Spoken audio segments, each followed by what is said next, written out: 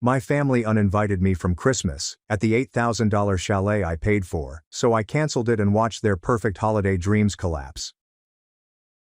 My name is Patrick.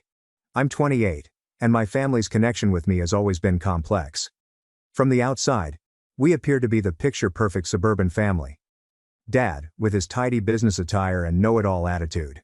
Mom, who insists on keeping the peace yet always appears to support him. My younger sister Vanessa, the golden kid, could set the house on fire and still be described as spirited rather than reckless. Then there's me, the one who always worked hard, tried to keep my head down, yet still got treated like an outsider. For as far as I can remember, Christmas has served as their platform. Each year followed the same pattern. Vanessa received the spotlight.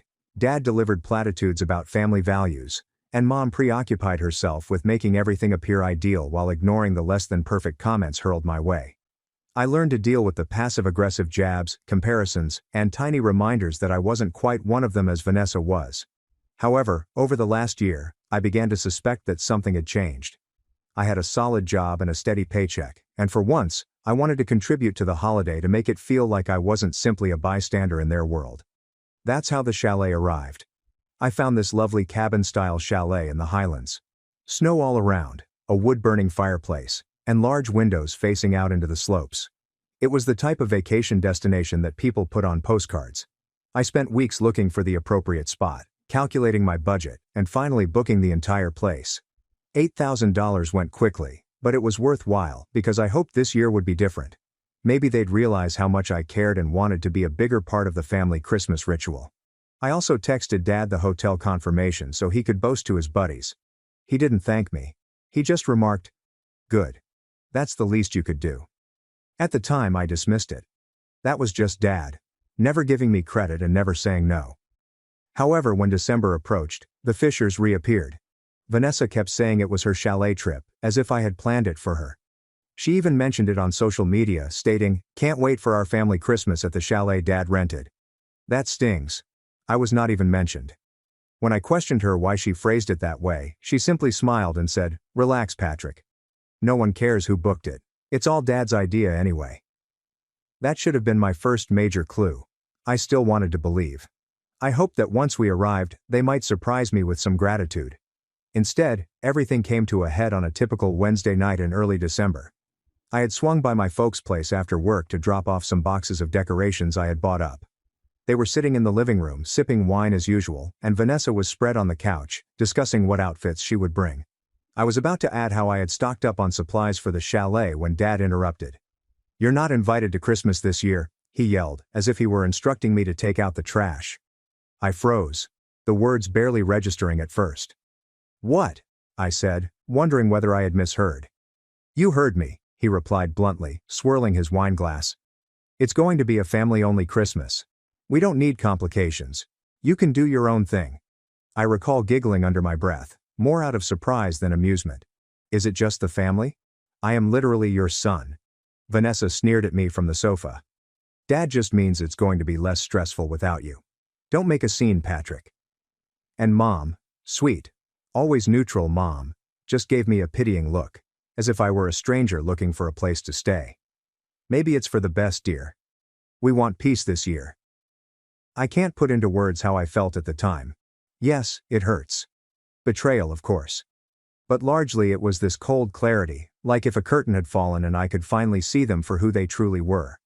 For years, I had been pursuing bits of validation, attempting to fit in, and in one remark, Dad made it clear that I never did. I did not argue, I did not beg. I just nodded, laid the box of decorations down on the floor, and said, "Fine." They undoubtedly assumed I was upset, that I'd go home and cry about being excluded, but in reality, my thoughts were already moving. I remembered the chalet reservation that was in my inbox, the one booked in my name, using my card and money. And as I walked out of their house that night, with their smug expressions behind me, I realized something. They thought they had Christmas wrapped up, that they could obliterate me as if I were nothing. They had no idea what was coming. That night, I got down at my laptop, opened up the bank transfers, and secretly transferred the holiday monies I had sent to Dad back into my account. $8,000 fell back into its proper location. Then I opened the chalet reservation, and with a simple click, canceled it entirely.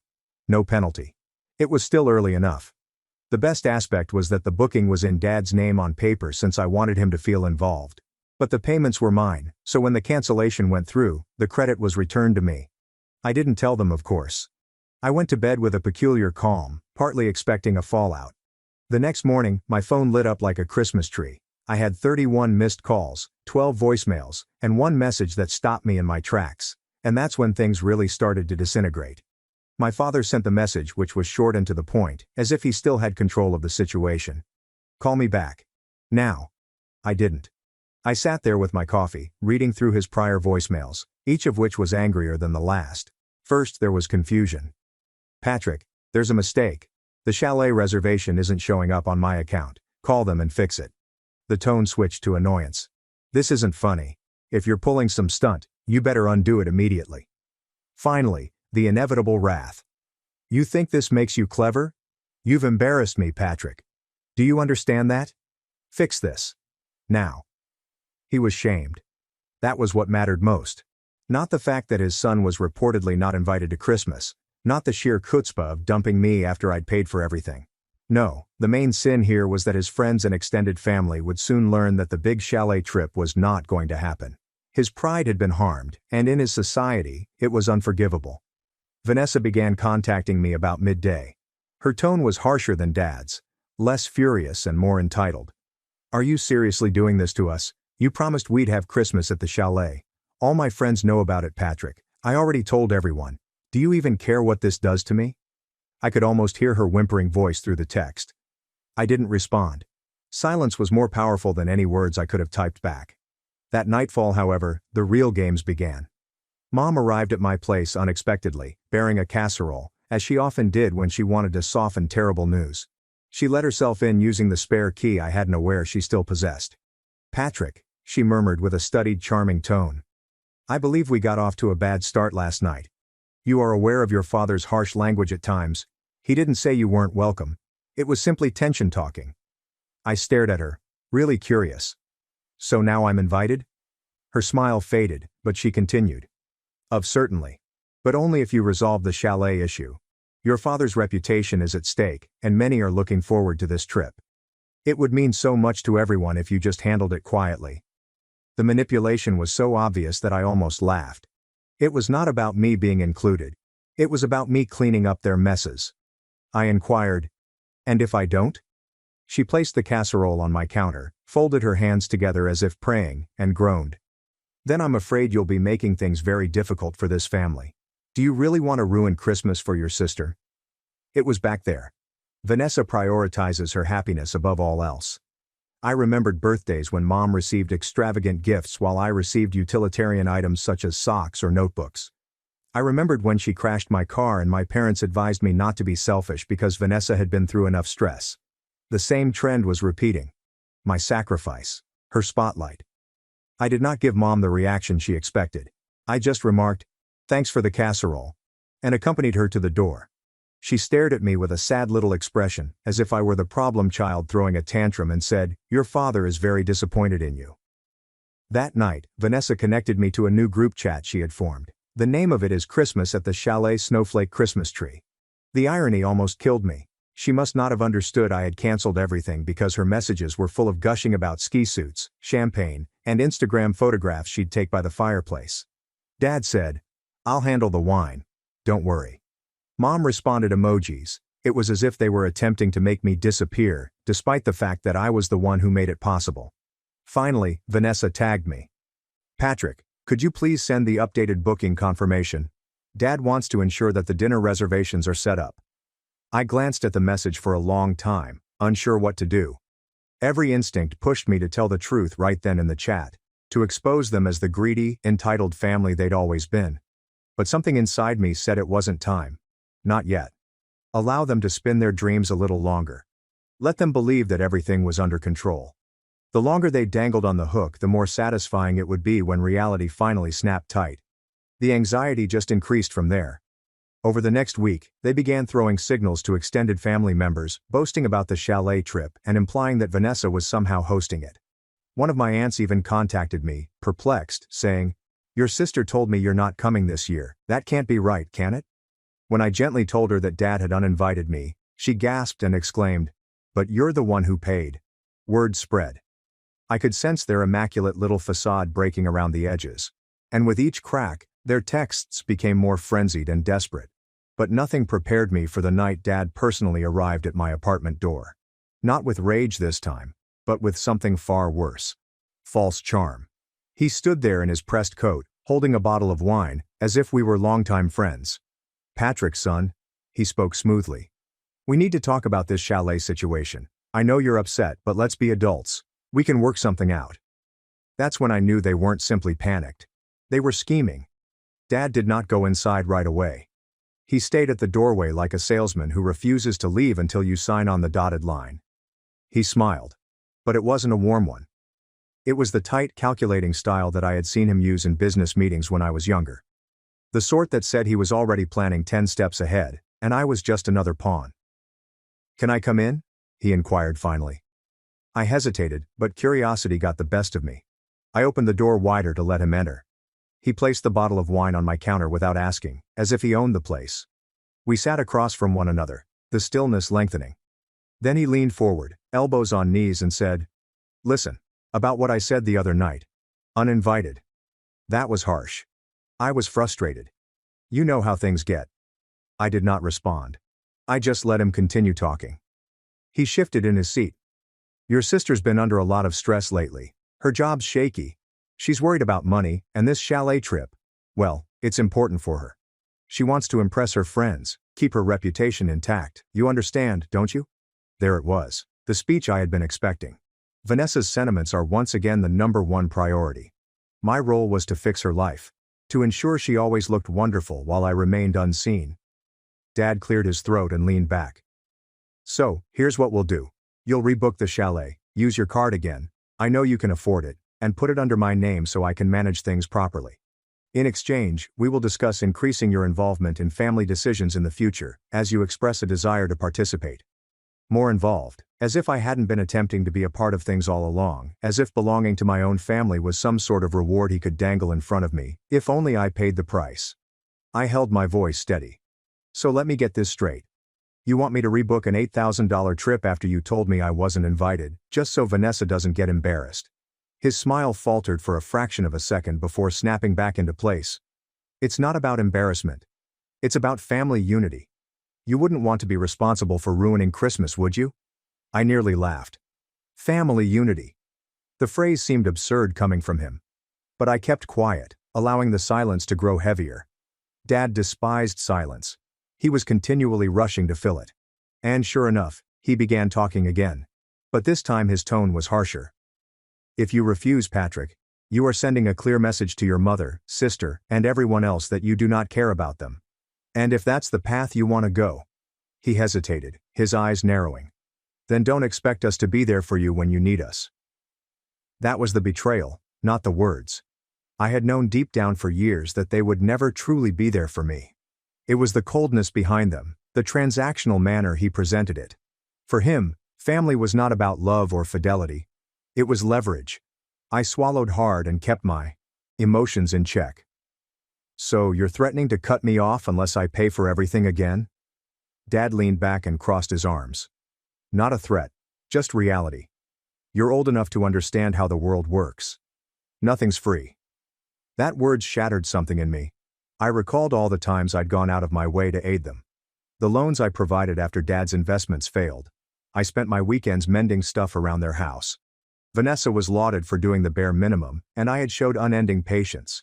And here he was, staring me full in the eyes and insisting that none of it mattered unless I opened my wallet again. I'm not sure if he saw the change in my expression, but for the first time that night, I believe he recognized I wasn't going to cave. His phony charm crumbled slightly, and he whispered, "Don't make this harder than it needs to be, Patrick." But the treachery wasn't over. 2 days later I received a call from my bank. "This is a flagged transaction. Someone tried to exploit my account information to make a huge purchase. A reservation deposit for a chalet. And the name on the attempted booking was my father's." That was when the final thread of confidence snapped. When the bank informed me of the attempted booking, my initial emotion was not even anger. It was a strange hollow feeling, as if the floor had gone out from beneath me.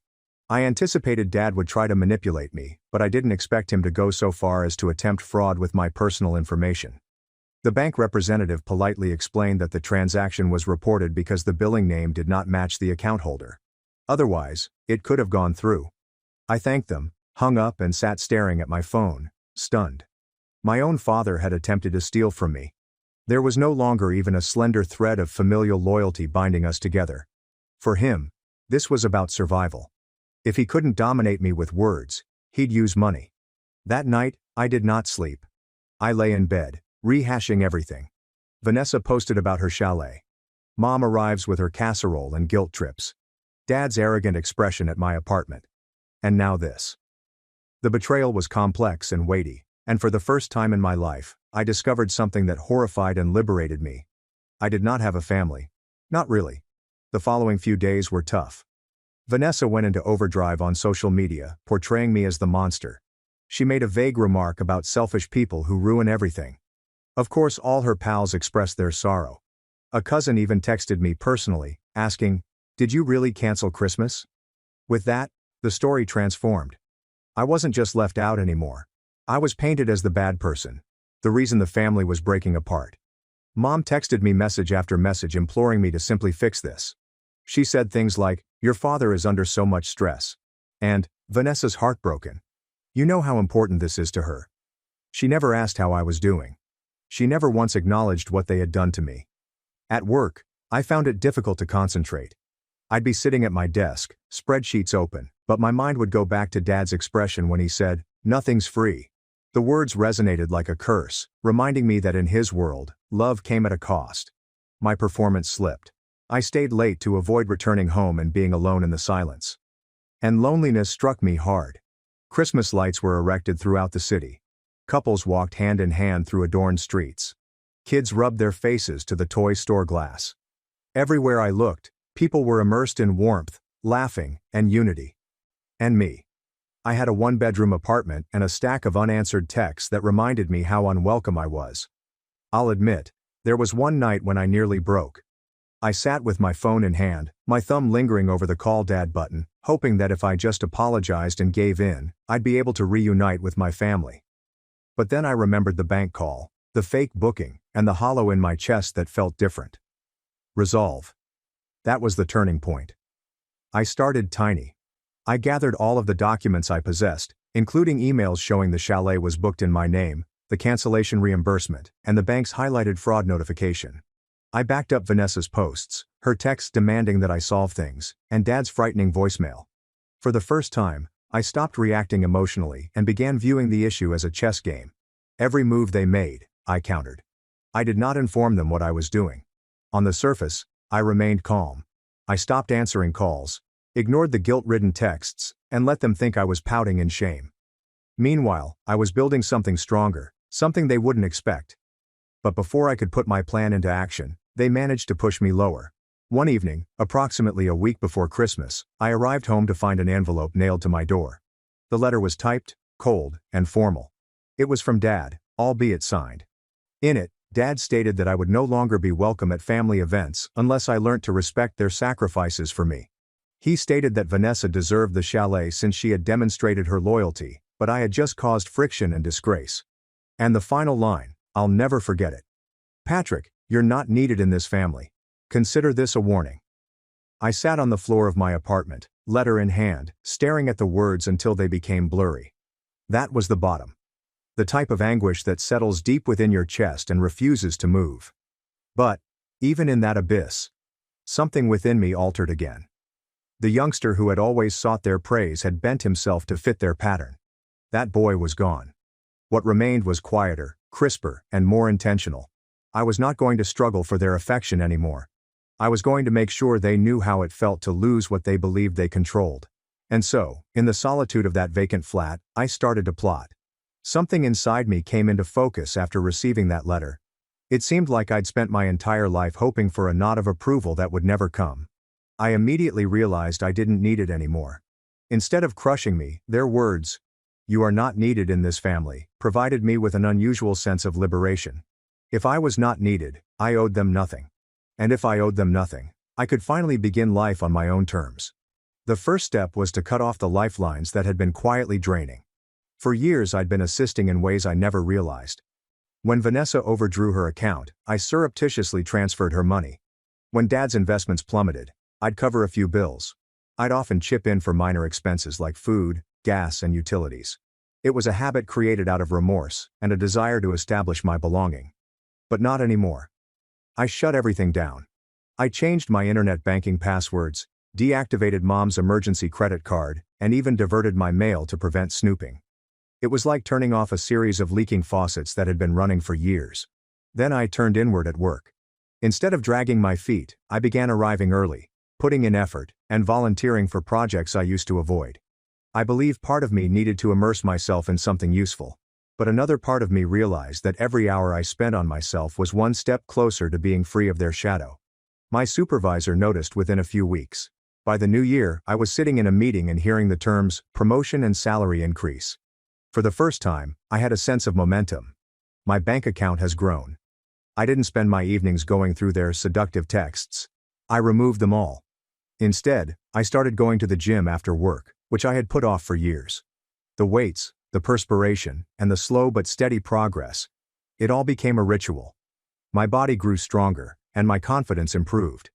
I wasn't the same person who sat on the floor clutching that letter anymore. The transformation spread to other aspects of my life. I reconnected with old pals that I had separated myself from since my family did not like them. Julian, a college buddy, had his own little marketing agency and invited me to help with some freelancing work. What began as a side project suddenly grew into a significant source of revenue. Julian even quipped, "Man, you've been hiding your skills for too long. If your family doesn't appreciate you, don't worry, other people will." Those words remained. For so long, I had judged my worth according to their norms. But outside of their bubble, I was regarded, respected, and even admired. And this is where the actual power shift started. Remember all the paperwork I had secretly gathered? The chalet receipts, Vanessa's posts, a bank fraud notice, and Dad's voicemail. I started fitting them together like puzzle pieces, not out of spite at first, but to assure myself that I wasn't crazy. The evidence was plainly there. They had attempted to delete, distort, and steal from me. And I had proof. The longer I looked at it, the clearer it got. If I desired retribution, it wouldn't be through ranting or emotional outbursts. It would require precision, patience, and allowing them to dig their own hole as I stood at the perimeter with the spotlight. Meanwhile, life outside their orbit only became brighter. Julian connected me to contacts who opened possibilities I had never imagined. New contracts, larger clientele, and more money than I'd ever made before. I moved into a larger apartment with floor-to-ceiling windows viewing the metropolitan skyline. Every night, I'd stand there, glass of wine in hand, gazing at the glittering lights on the horizon and thinking, this is mine. Not theirs. Mine. It was not about money or status. It was about finally creating something they couldn't touch, claim credit for, or take away, and each step forward stoked my fire, now one of determination rather than desperation. They were still sending messages, of course. Vanessa attempted the guilt trip. "You're wrecking everything. Why are you doing this to us?" Dad issued veiled threats about destroying bridges. Mom played the martyr, writing things like, "I lie awake at night worried about you." But where those words used to wound, they now only scratched me. I did not even respond. Silence became my most effective weapon. Because deep inside, I knew something others did not. They had already released their grip on me. They would soon lose much more than that. But I wasn't about to rush it. I was going to let time and success do the work. Allow them to become comfortable in their illusions. Because when the time came to strike back, it would not only be satisfying, but also indisputable. And then one afternoon, I discovered something that altered everything, something that transformed all of my quiet planning into an obvious, direct path to vengeance. The opportunity arose on an ordinary Tuesday, the type of day where nothing stands out until something changes beneath the surface. I was in Julian's office, helping him prepare a presentation for a new client. While he took a call, I glanced through my inbox and saw a message from my aunt. The same one who had contacted me puzzled about the chalet weeks before. She differed from the rest of the family. Not flawless, but less cruel and more attentive. The subject line read, "Thought you should see this." A PDF was attached, containing a scanned copy of an email chain between my father and other extended family. My heart raced as I read. Dad had indicated that Vanessa would be covering Christmas expenses this year. She stood up as the responsible one, and Patrick has decided he cannot contribute. He's humiliated, therefore we shouldn't bring it up in front of him. My stomach twisted. Responsible one. Vanessa had not even contributed a penny. Dad was reworking the story to make me look like a failure. Worse, he was instilling the notion that I couldn't afford goods, that I was somehow beneath them. But as nauseous as it made me, the email was invaluable. It confirmed what I had believed all along. Their game wasn't simply about cutting me out. It was about eliminating me and rewriting the family story so that I was portrayed as weak, selfish, and disposable. And then something occurred to me. If they wanted to play with stories, I'd make sure the truth was loud, clear, and impossible to twist. The time was also great. My promotion had just been completed, tripling my pay. Julian's freelance contracts were booming. My savings account looked better than it ever had. For the first time, I was not simply surviving. I was in a position of strength. Financially secure, professionally respected, socially connected. All aspects of my life they couldn't touch. That night, I began sketching up what I dubbed the reveal. Step 1. Document everything. I created a folder on my laptop with labeled files, including images of Vanessa's social media posts gloating about her chalet, bank bills indicating the money came from me, the cancellation receipt, the fraud warning, and now Dad's email chain. Every lie they said left a paper trail, and I had it. Step 2. Allies. My aunt was already halfway there when she sent me the email. I initially approached her tentatively, just to test the waters over coffee. She acknowledged she had always felt my parents favored Vanessa unfairly, but had no idea how far it went. She told me that your father's pride is his vulnerability. Vanessa believes anything makes her appear nice. Her words remained like pins on a map. Weaknesses, trends, and areas to strike. Step 3. Position myself where they don't expect it. Instead of isolating myself, I resumed attending extended family gatherings, birthdays, informal meals, and anything other than my parents' place. At first, there were whispers, side glances, and awkwardness from those who weren't sure which version of the story to trust. But I remained calm, polite, and present. I did not defend myself. I did not bring up the chalet. I simply let them see me. Stable job, new apartment, healthier, happy. Slowly, uncertainty began to sneak in. People recognized Vanessa's boasting did not reflect the reality they saw in me. And all the while, I was building. Julian referred me to someone who worked in event planning, and it was via this link that I received the idea for the final part of my plan. If my parents intended to utilize family gatherings as a stage, I'd make sure the brightest spotlight was shining squarely on them when the time came. Because power isn't always about having the loudest voice or the strongest grasp. Sometimes it takes patience, silently stepping out of the shadows, stacking the evidence, aligning the pieces, and waiting until your opponents are so confident they've won that they don't notice the earth crumbling beneath them. By the time Christmas arrived, my parents believed they had succeeded. They spent the holidays sulking at home. No chalet, no trip. Yet they said it was my fault, that I had ruined everything. Vanessa made a show of sharing photos with pals at a ski resort she'd named for clout, claiming it was the chalet. To the outside world, they appeared unconcerned. But I knew the truth. And I knew what was coming. Because the following step wasn't only to defend myself. It was about turning the tables, proving to everyone that the son they discarded, erased, and attempted to steal from was not weak. He was the one holding the cards. And the potential to flip the board was closer than they thought. The setting for my vengeance appeared almost too neatly. My aunt called in late January to tell me that there would be a large family gathering to celebrate my grandparents' anniversary. There were more than just cousins and uncles this time. Everyone knew me since I was a child, including aunts, uncles, family friends, and some of Dad's business partners. In other words, the exact audience my parents enjoyed performing for. The moment I hung up, I knew it was time for the reveal. I spent the next week cleaning the evidence folder that I had prepared. Every receipt, screenshot, and voicemail was carefully organized into a presentation file that I could open on my laptop and project onto a screen as needed. But the beauty of my approach was that I didn't have to yell or accuse. I merely had to present the truth quietly and deliberately, allowing their own words to do the damage. The night of the anniversary, I entered the dinner hall wearing the suit I had purchased with my promotion bonus, crisp and tailored, with a modest message. I wasn't the helpless black sheep they'd portrayed me as. I shook hands, smiled, and took praises on how well I looked. My folks quickly spotted me. Dad stiffened, Mom's polite smile wavered, and Vanessa rolled her eyes, as if I had interrupted her event. I could sense their dissatisfaction simmering, which just drove me more. Dinner was served, wine poured, and speeches delivered.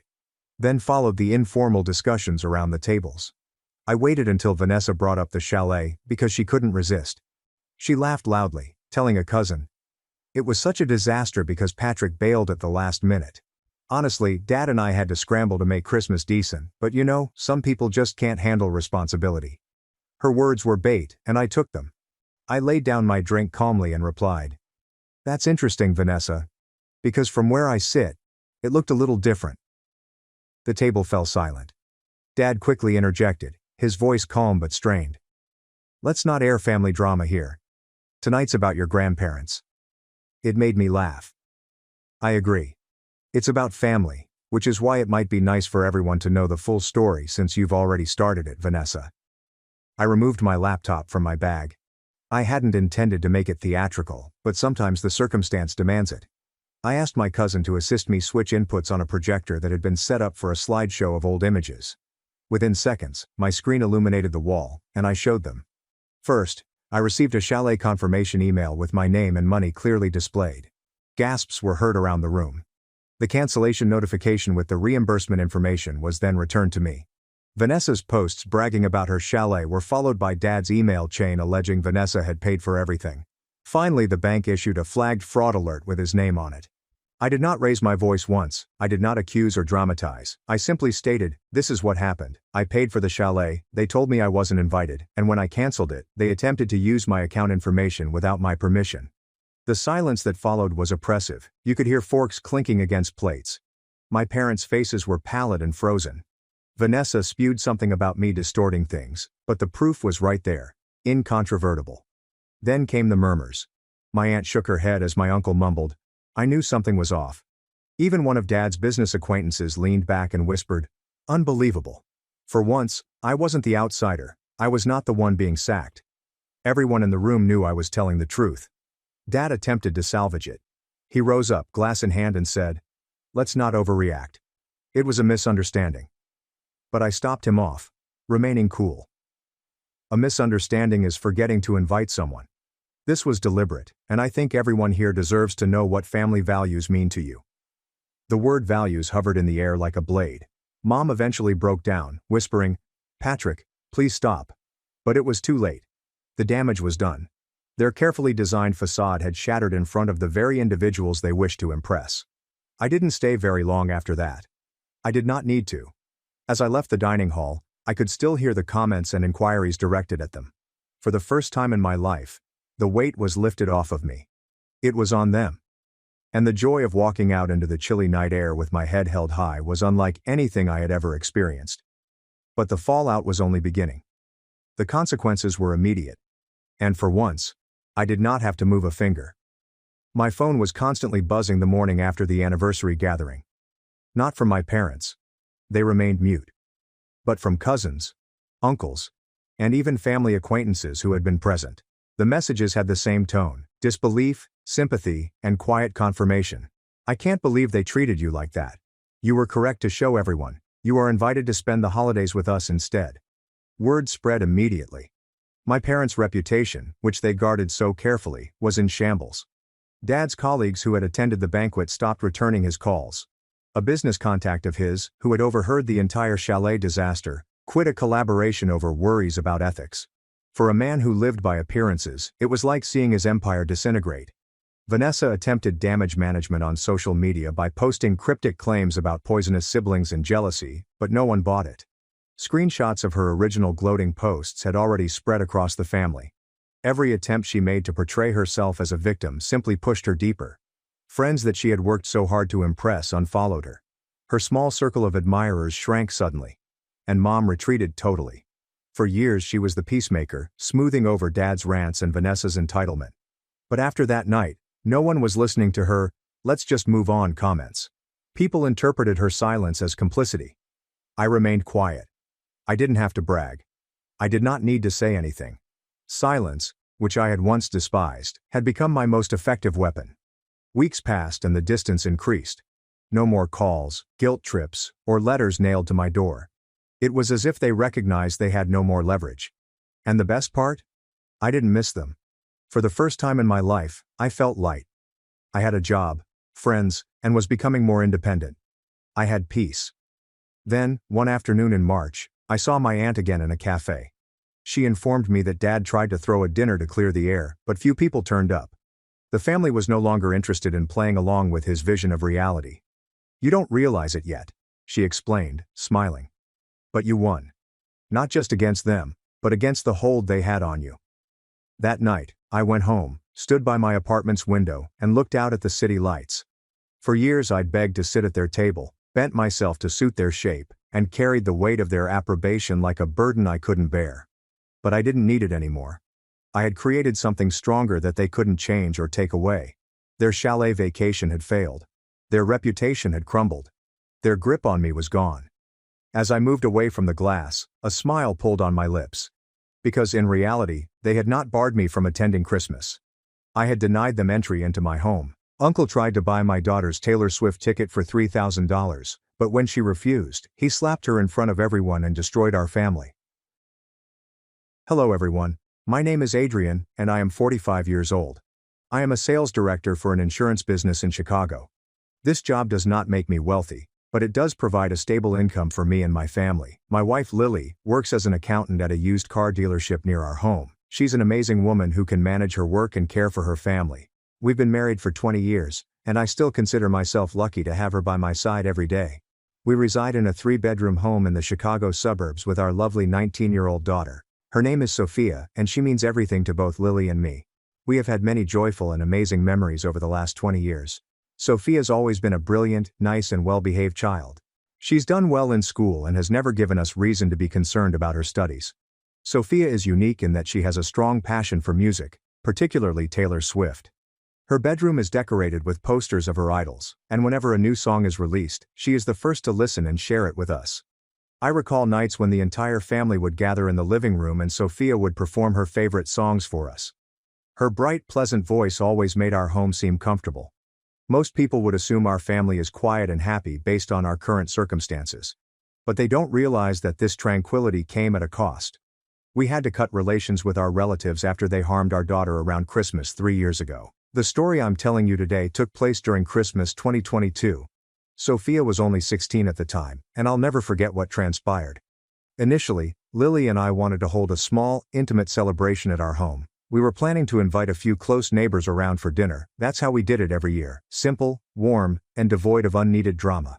But those plans were abruptly altered when my father, Stephen, revealed that he would be hosting Christmas at his home and invited a few relatives to attend. He explained that it had been a long time since the entire family had gotten together, and he wanted to take advantage of the opportunity to reconcile everyone. After receiving the invitation, Lily and I got down to discuss it. My relationship with my parents had been strained in previous years. We had conflicts over life, money, and even how we raised our kid. But eventually, we decided to go. At the time, I assumed it would be a typical Christmas party. We'd eat, make small chat, and head home. I had no idea that it would be our last Christmas together as a family. On the day of the celebration, we got to my parents' house around 5 p.m. 4 cars were parked in the front of their driveway, including my cousin John's gleaming black Mercedes. Just seeing that car made me anxious. John is the person I loathe the most in our family. He's always flaunting shiny stuff and never misses an opportunity to mock or belittle me during family gatherings. Every time we meet, he says something negative about my job, salary, or how I raise my daughter. What's worse is that my entire family, from my parents to my other cousins, regards him as the pinnacle of accomplishment. They continuously compare me to John, hoping for a life more like his. But they don't realize that underneath his showy look, he's parsimonious, calculating, and has his house mortgaged to the bank. I know this because his wife confided in Lily about their money problems. Nonetheless, he keeps putting on a show to make everyone believe he's living large. Sophia, Lily and I entered the house after neatly parking our cars. When we opened the door, we heard raucous laughter from the living room. I realized immediately away that John was the center of attention. The living room was filled with roughly 10 people, including Uncle Victor, Aunt Helen, and individuals I actually liked. And, as usual, they were all seated in a circle, listening to John boast about his recent successes in his overly pleased tone. When John saw me walk in, his gaze switched to me. He instantly fired a jab. "Oh, Adrian's here. That outfit's casual, isn't it?" Several others laughed. I did not respond. I'd learned to remain silent in the face of his petty provocation. After greeting Uncle Victor, Aunt Helen and the other family, I went directly to the kitchen to find my mother. She and my father were finishing off the last dishes of the evening. Their foreheads were drenched with sweat. Without waiting to be asked, Lily, Sophia and I went in to assist. We began plating the meal and doing small duties about the kitchen. At least we could avoid John's caustic remarks. Just then, John's daughter, Mia, strolled past the kitchen door. 16 years old, with perfectly curled hair and a costly designer clothing. She saw me but did not say anything. She looked over with the same smug expression her father always had and walked away as if she were above everything. After Mia went away, I felt strangely uneasy. I had no idea that the family drama that day would revolve on her. Around 6 p.m., all of the food was on the dinner table. We instantly integrated into the family's communal supper. Throughout the dinner, all eyes were on John, as he boasted about his newest successes. He talked about a new business deal, a planned trip to Europe, and ambitions to purchase a larger home. Everyone in the family regarded him with admiration. Personally, I thought it was funny. They were all grown adults, but they believed everything he stated without any evidence. My relatives didn't care what he said. Throughout the meal, Lily, Sophia and I gave food to one another and exchanged loving grins. While John was bragging about the new Mercedes, I whispered to Lily, "Do you think he's talking way too much?" Lily smiled gently and whispered, "Don't let it bother you. Let's eat and head home." Sophia sat next to us, periodically chiming in on our little family chat. She remained cool despite Mia's sarcastic look. In that moment, I sincerely thought that everything would be all right. We could make it through the evening if we stayed quiet and ate. I assumed that after dinner, we'd say our goodbyes and return home calmly. But that was only what I thought. I had no idea then. The hardest portion of the evening had not even begun. After supper we gathered in the living room. My father Stephen jumped up and clapped his hands to grab everyone's attention. As the audience became silent, he smiled and screamed, "It's time for us to exchange Christmas gifts." The ambiance in the living room immediately changed to joyous after his statement. Everyone looked to the foot of the Christmas tree, where my parents had carefully put a pile of beautifully wrapped gifts. My parents had meticulously prepared tiny gifts to place beneath the tree. Everyone had something, from our elderly relatives to us. However, that year's Christmas party was not like the others.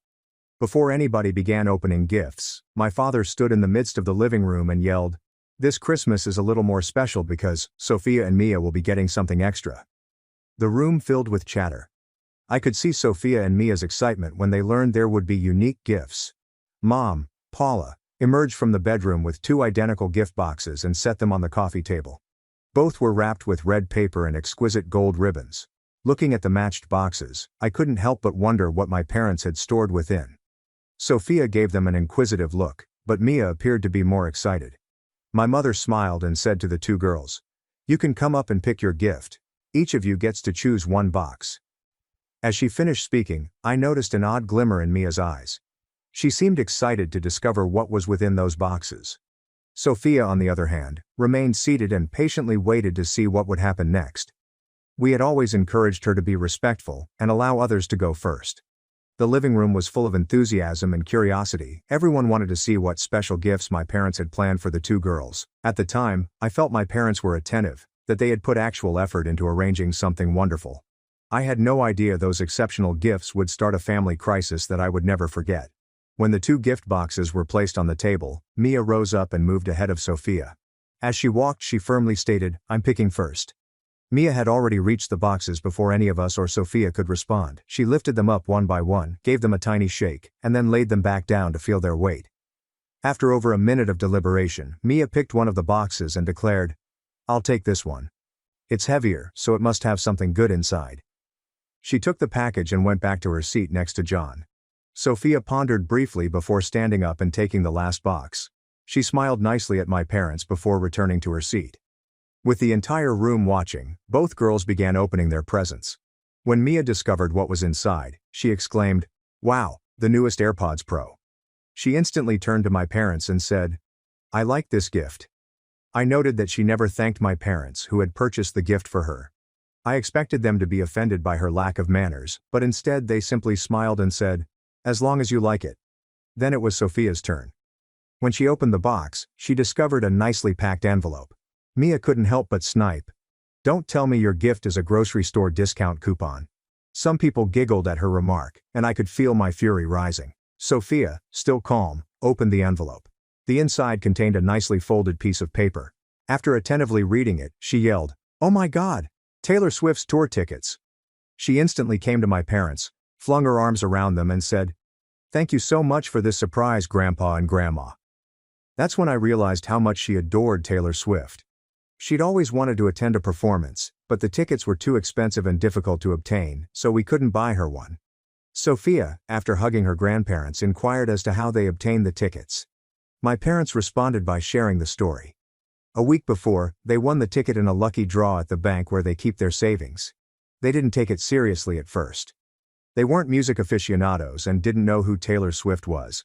But when the bank staff told them the ticket was worth $300, they chose to save it and give it to one of the grandchildren. They weren't sure if Sophia or Mia liked Taylor Swift. They reasoned that if the girls were not interested, they could sell the ticket and retain the money. Watching Sophia's excitement and the happy tears in her eyes, I silently thanked my parents for giving my daughter such a wonderful present.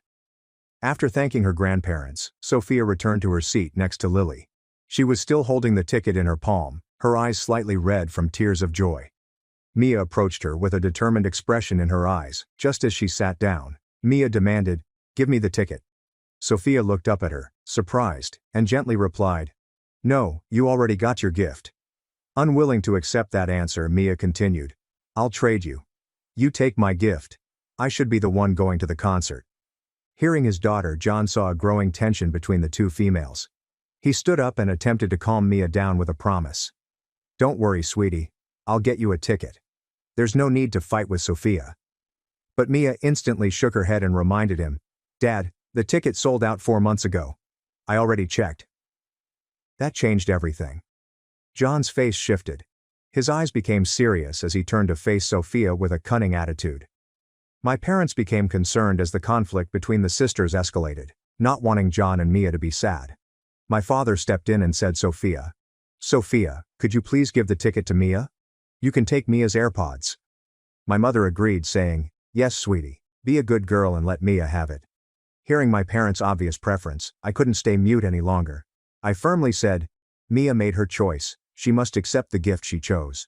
My father, evidently agitated, yelled back, "We're all family here, would it hurt Sophia to be a little generous?"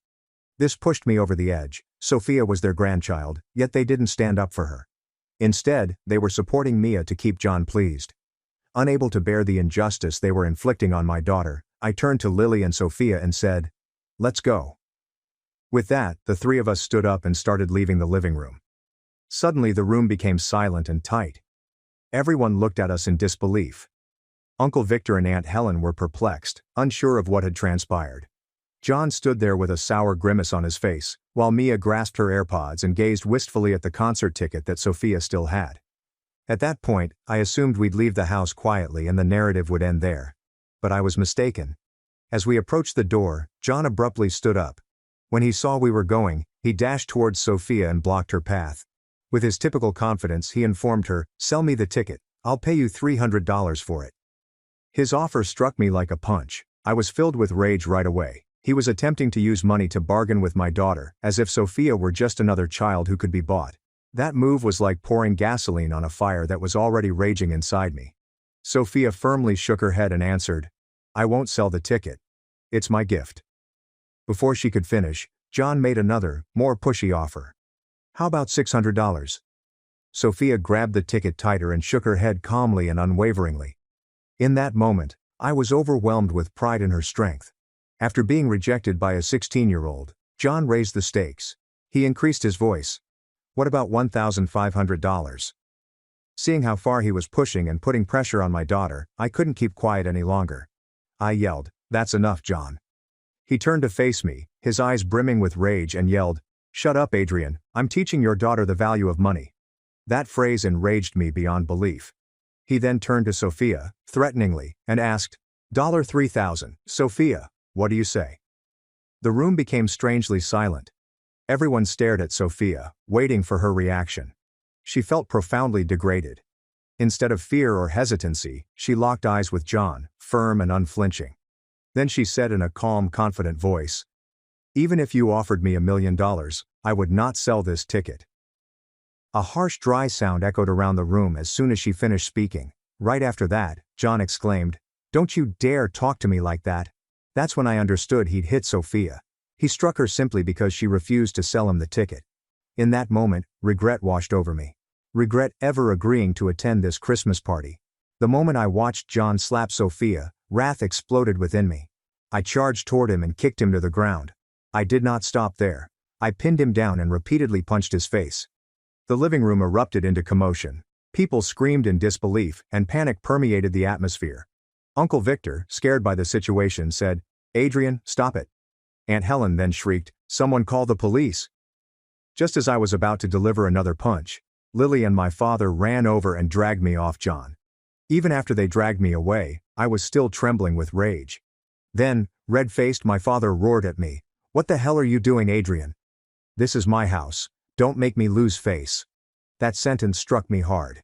At that point, I understood he was more concerned about saving face than safeguarding his granddaughter, and it did not end there. My mother screamed at Sophia, "It's all your fault. If you'd just given Mia the ticket, none of this would have happened." When she said those words, Lily ran over and put her arms around Sophia. I noticed my daughter's shoulders quivering, and tears began to pour. I couldn't hold back any longer. I yelled, "What the hell is wrong with you?" Sophia did nothing wrong. The one at fault here is John. Right after that, I turned to Lily and stated firmly, "Take her to the car. When the police and CPS arrive, return." Lily nodded and quickly escorted Sophia outside. I didn't waste another second. I grabbed out my phone and dialed 911. In a forceful, urgent tone, I said, "I need to report an assault. A minor was hit.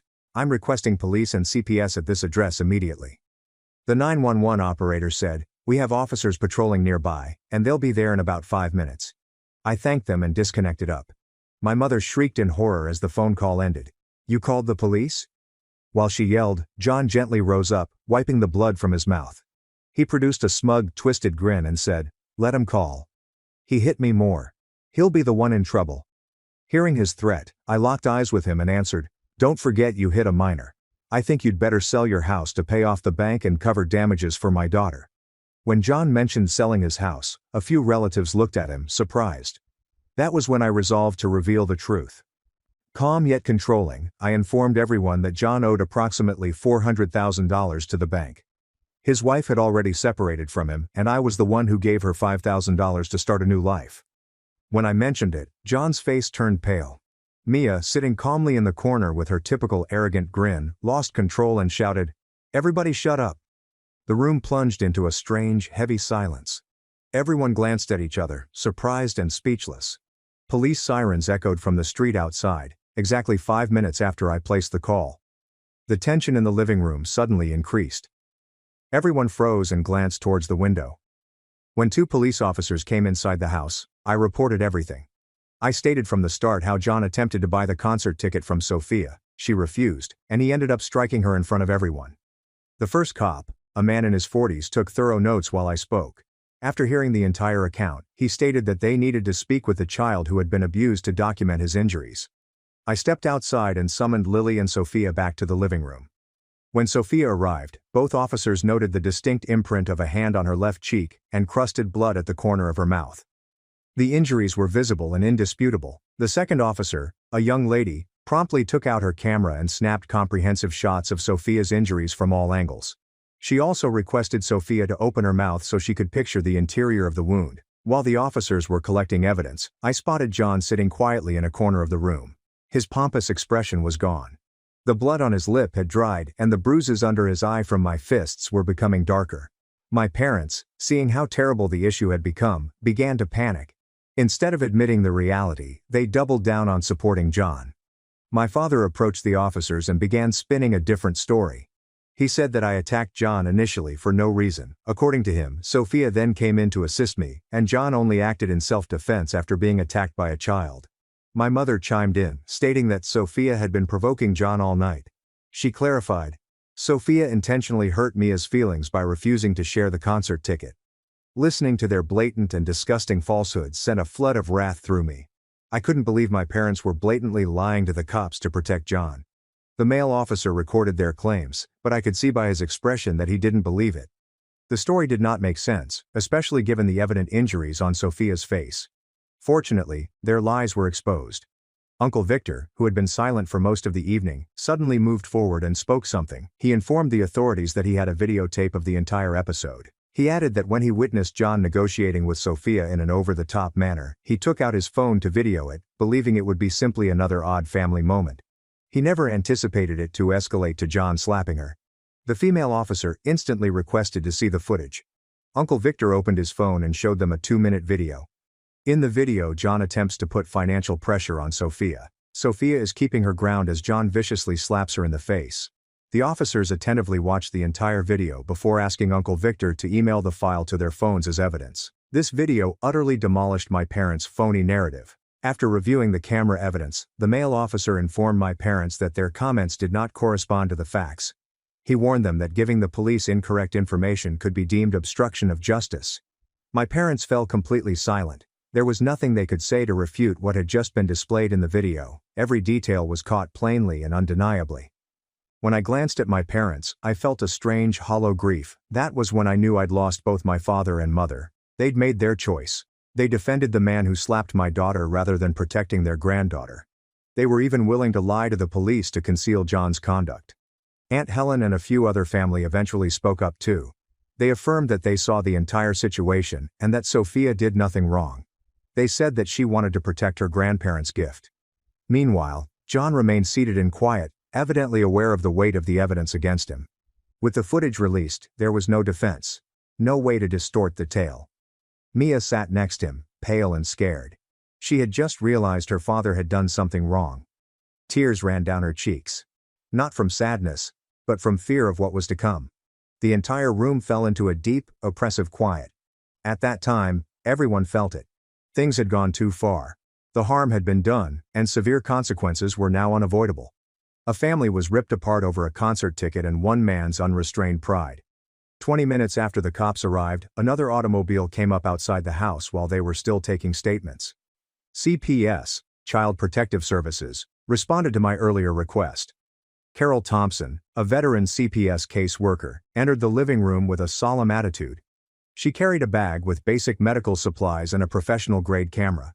Carol approached Sophia and extensively checked her injuries after being told by the police. She measured the bruising on Sophia's cheek, photographed it from various angles, and examined the inside of her mouth for any extra injuries. While the CPS woman was conducting her exam, I noticed Lily sitting next to Sophia, hugging her protectively. Sophia was still trembling slightly, but seems more calmer than before. Carol then requested to talk with Sophia discreetly in another room so that she could tell what had happened without being pressured by the grown-ups. Carol and Sophia returned to the living room around 15 minutes later. Carol's expression was notably serious. She approached me and delivered news that eased a weight off my shoulders. Mr. Adrian, after verifying the injuries and hearing Sophia's statement, we'll submit this case directly to the district attorney's office. You won't need to file charges yourself. It brought me comfort.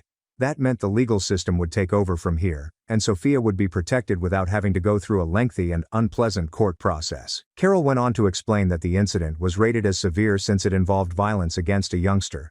John's actions were not simply assault. They also included coercion and intimidation of a child.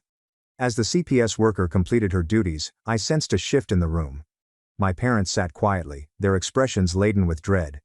They were starting to understand they had allied with the wrong person. Uncle Victor and Aunt Helen continued to shake their heads, apparently displeased by John's behavior. I overheard them chatting to each other, stating they never dreamed someone in their family would hit a child. John, who had mostly remained silent, appeared anxious. Sweat accumulated on his forehead, and he kept wiping his hands on his jeans. He knew what was coming. Mia, seated opposite her father, no longer appeared haughty or entitled. She kept staring at Sophia, this time with shame rather than jealousy.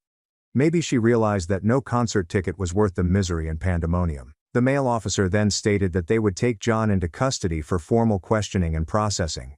He could be released on bond, but must appear in court within 48 hours. Carol also stated that CPS will continue to monitor Sophia's well-being to ensure there are no long-term emotional consequences. She provided us with contact information for a therapist who specialized in child trauma cases. Before departing, Carol informed my parents that CPS would be officially documenting their attempt to conceal child abuse. This may affect their ability to interact with other grandchildren in the future. My mother started to cry. Only after listening did she seem to realize the true cost of supporting John, that she would lose trust in the institution designed to safeguard children. The cops then requested John to stand and extend his hands. When they handcuffed him, the air in the room became icy frigid. As they started to lead him out, Mia sprang up and went after him, screaming uncontrollably, "Dad, I'm sorry. I don't want you to get arrested," she screamed, seeing the scenario unfold. Sophia turned to me and said sadly, "Dad, I feel bad for Mia." I hugged her tightly and added, "This isn't your fault, sweetheart. These are the consequences of adult decisions." After the police and CPS left, the living room fell silent. Nobody knew what to say. A Christmas gathering had become a family tragedy. After the police and CPS left, the living room fell silent. Everyone was at a loss for words after what had happened. A Christmas celebration had escalated into a full-fledged family tragedy. Lily, Sophia and I waited by the front door, eager to leave this place behind.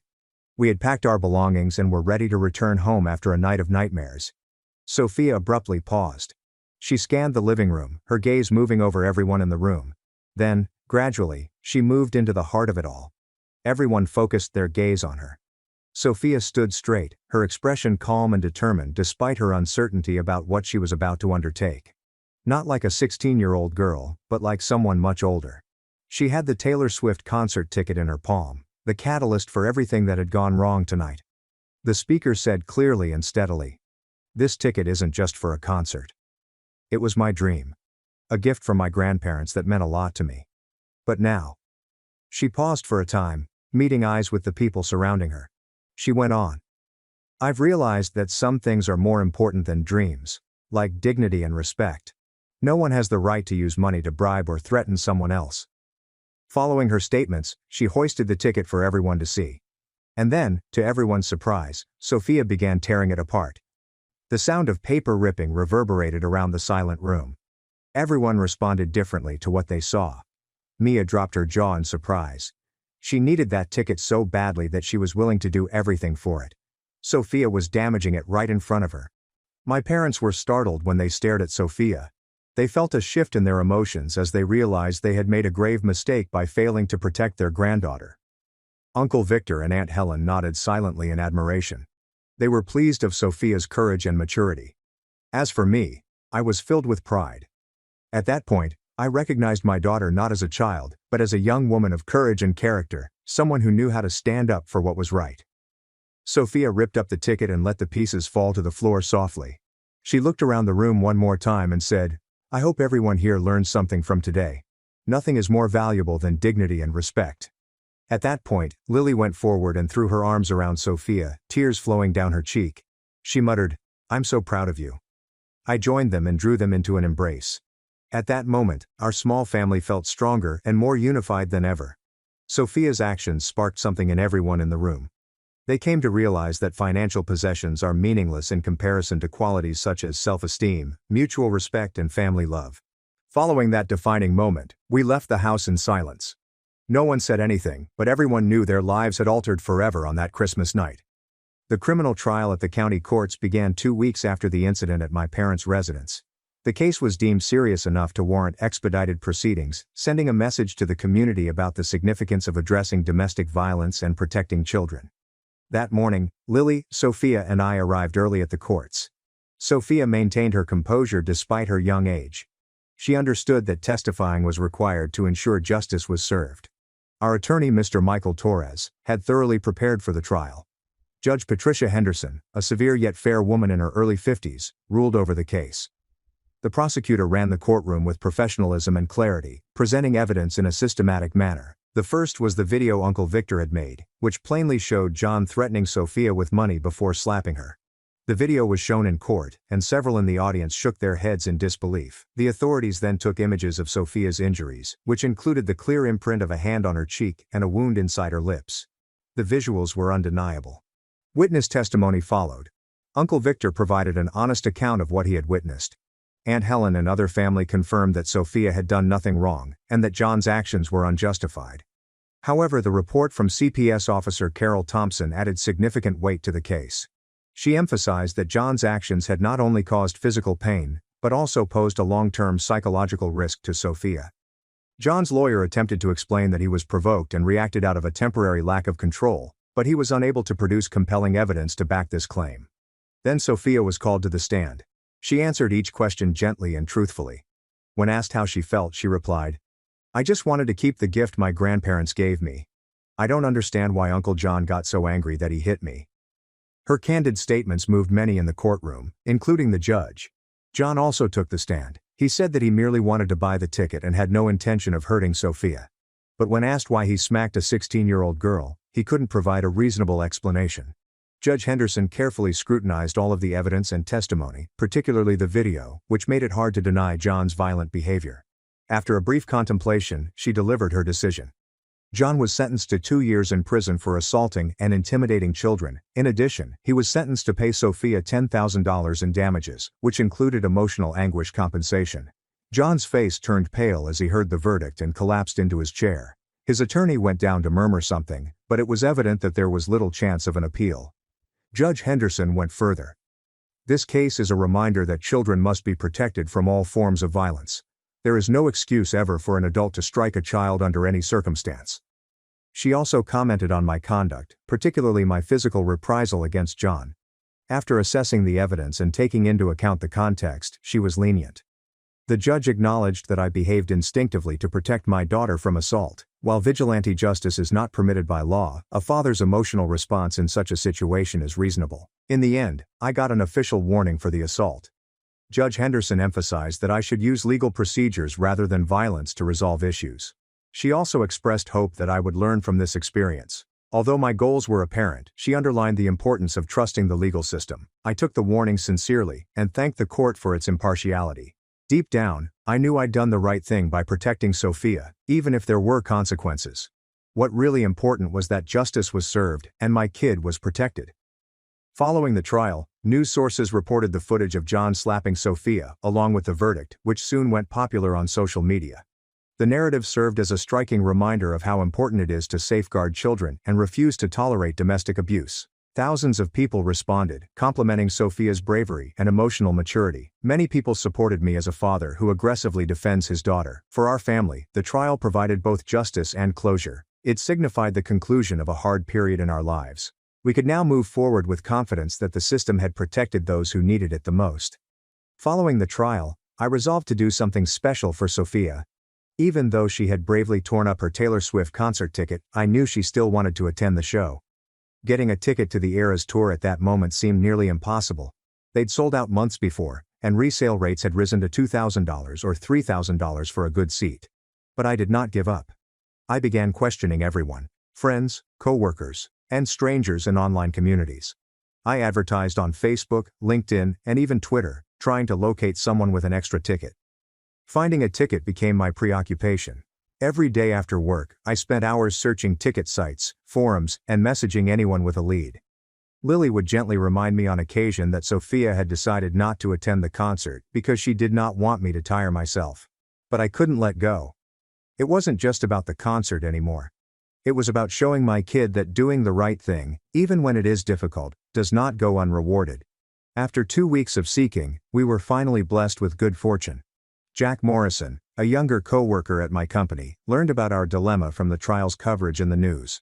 Jack informed me that he had booked tickets to the show months ago to go with his girlfriend, but they had recently broken up, and something came up on the day of the concert. Instead of flipping the ticket for a profit, Jack offered to sell it to me for the face value of $500. I couldn't believe what he said. In a world where everyone was trying to profit from scarcity, someone providing a ticket for the original price seemed like a miracle. I promptly transferred the funds and thanked Jack with all I had.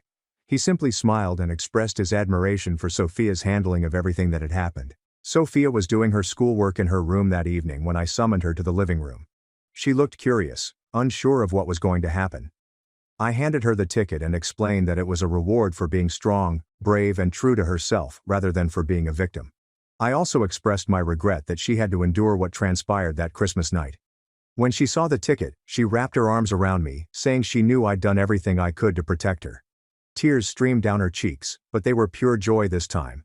Lily was right there with us, joining in the wonderful family hug. She said she was proud of both of us, of Sophia's bravery and of me for never giving up. The concert night has become one of our family's most treasured memories. I took Sophia, and as Taylor Swift played the songs she liked the most, I saw my daughter beam with the greatest smile I'd ever seen. At that point, I realized something. Sometimes our most difficult struggles produce our most treasured moments. That concert was more than just the realization of Sophia's dream. It was a symbol. A symbol that justice is important, that love triumphs, and that no matter how dark things become, light awaits on the other side. 3 years have passed since that awful Christmas night, and our family's life has changed in ways I never expected. After the trial, I had to cut all links with my parents, which was difficult but essential. We haven't spoken since the judge made her final decision. My parents have made several visits to our home over the last 3 years, seeking to apologize and make peace. They were especially eager to visit Sophia, perhaps to offer her a frank apology for what had transpired, but Sophia has flatly refused every attempt. She informed me she did not want to face the individuals who failed to protect her when she needed them the most. Her maturity and determination to stand her ground have made me even more proud of the young woman she has become. I've held the same position. I refused to answer the door whenever my folks knocked.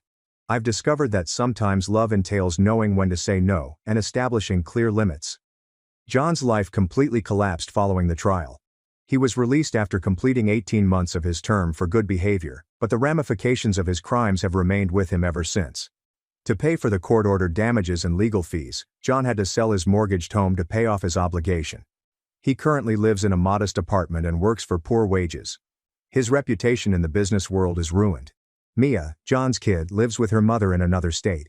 After witnessing her father's arrest and imprisonment, she severed all ties with him. To be honest, I believe she made the healthiest decision possible. She deserves a nice and supportive environment to grow up in. Sophia is currently 19, a freshman at Northwestern University on a full scholarship. She's studying psychology and aspires to be a therapist for traumatized youngsters. Her own experience drove her to help others in the same manner she needed help herself. Sophia had to mature at a faster rate than other people because of what happened 3 years earlier. However, it also taught her to set boundaries, protect herself, and never allow anyone to use power or money to manipulate her. These lessons have instilled in her a quiet confidence that is already influencing her college life in incredible ways. Sophia still adores Taylor Swift, but she recognizes that there are more essential things than personal ambitions. She has repeatedly informed me that tearing up that ticket was the best decision she has ever made. As a family, we are closer than we have ever been. We've learned to enjoy our peaceful moments together and to never underestimate the value of protecting one another. Still, sometimes I wonder whether I should give my parents another chance. I haven't found an answer to this query yet, and now I'd want to ask you the same question before concluding the story. What would you do in my shoes? Would you give them another chance? Please share your ideas in the comments below. If you enjoyed this story, please like, share, and subscribe for more real-life stories like it. That is the end of my story. Thank you for spending time with me, and I hope to see you again at the next one. You don't deserve it, Dad said. My family ditched my Christmas party for brothers. Months later, Grandpa gave me $3 million and cut them out of will. 30 relatives said they'd come. No one showed. They went to my brothers. So Grandpa gave me $3 million. Now they want help? I raised the rent. Hello everyone, my name is Asher. I'm 28 years old and the head of sales at a major real estate firm in Austin, Texas. From the outside, you'd think I had it all. A secure 6-figure job, a luxurious apartment overlooking the Colorado River, and the youth to enjoy it all. But behind that image of success, I live alone in a 15th floor apartment in East Austin, which I purchased just months ago to escape my dysfunctional family and a slew of selfish cousins. Is it cruel to describe my family as toxic? But once you've heard my entire tale, you'll understand why I had to make that difficult decision. It seemed like the happiest moment of my career at the time. After working relentlessly for the company, I was ultimately promoted to head of sales, a job I had long desired. When I received the official notice from the board, I was overcome with emotion. My new salary had surpassed the 6-figure level, bringing with it endless chances for growth. I had demonstrated my worth and ability for the first time. Caught up in the enthusiasm, an idea struck me. I should have a Christmas party at my home to share the joy with my family and relatives. Deep down, I knew my relationship with the family wasn't ideal, but I saw this as an opportunity to demonstrate my progress and accomplishment. After careful consideration, I chose to host the family Christmas celebration that year. I began making calls to invite everyone. The first call went to Aunt Lenora. My voice was eager as I invited her to the party at my house. I went straight to Uncle Vernon and my cousins as soon as Aunt Lenora said she would arrive. Interestingly, I never brought up the promotion. I wanted it to be a surprise, something that would add to the evening's warmth and unity. The answers from everyone surprised me in a positive way. Everyone sounded happy and eager to arrive. Aunt Irene offered to bring her delicious cheesecake. Uncle Milton said he'd be there with his family, including his 3 young children. Even several of my distant relatives, with whom I'd lost touch, confirmed their intention to attend. After my last call, I sat down to count the confirmed visitors. Almost 30 people said they were coming. That amount really exceeded my expectations. At the time, I felt like a child counting down to his birthday. After I completed inviting the relatives, I called my parents and oldest brother Dorian. I spent a long time contemplating whether I should question them. Dorian was their pride and pleasure, the golden child of my family. As I sat there staring over my guest list, I paused at the final 3 names: Dad, Mom, and Dorian. I knew leaving them out would be considered a primary offense. They'd accuse me of disrespecting my family. In the end, I chose to invite them. I called Dad first. When I announced the party, he asked in his typical dry tone, "Why aren't you having it at your parents' house?" So I contacted Mom. Her reaction was not much better. She replied vaguely, "I don't know yet. If I have time, I might stop by." The final call went to Dorian. After hearing the invitation, he inquired skeptically, "You're hosting it at your place? Do you even have enough space and stuff to keep everyone entertained?" Following those phone calls, I felt nervous and apprehensive. Their frigid replies evoked a flood of terrible childhood recollections. Dorian is 2 years older than me. Our parents have shown open bias toward him since we were children. It may be seen in every little facet of daily life. He always got new things, whereas I had to utilize his hand-me-downs, books, school materials, even his old bike, laptop, and later, his clothes. I still recall our birthday parties. Every year Dorian's birthday was a major affair. Our parents would invite all of his friends, order a special cake from a famous bakery, and give him expensive gifts ranging from the latest game consoles to high-end sports equipment.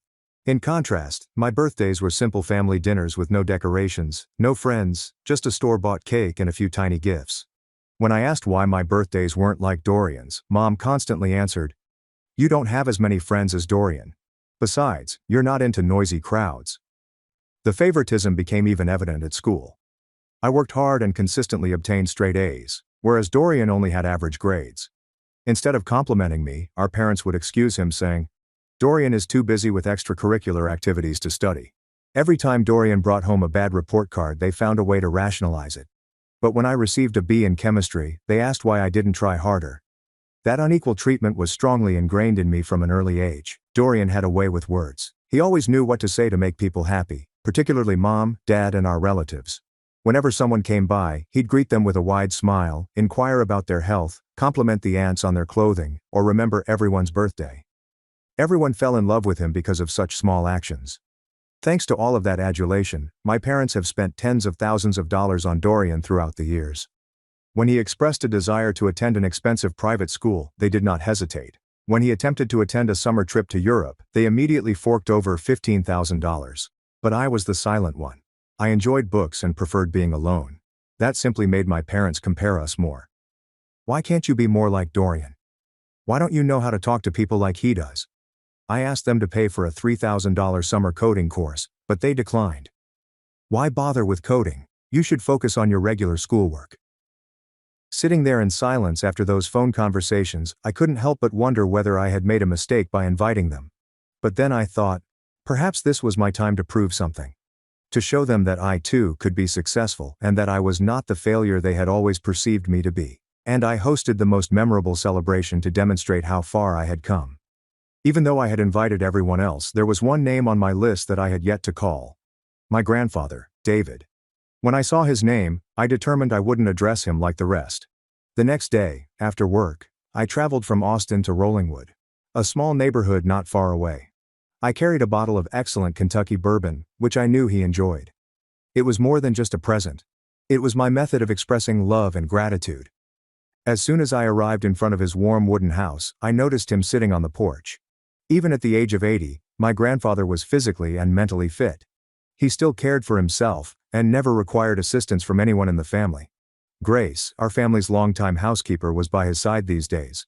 Grace, on the other hand, was not only helpful, she was also his buddy. She did the heavier work, such as cleaning and shopping, and occasionally kept him company on peaceful evenings.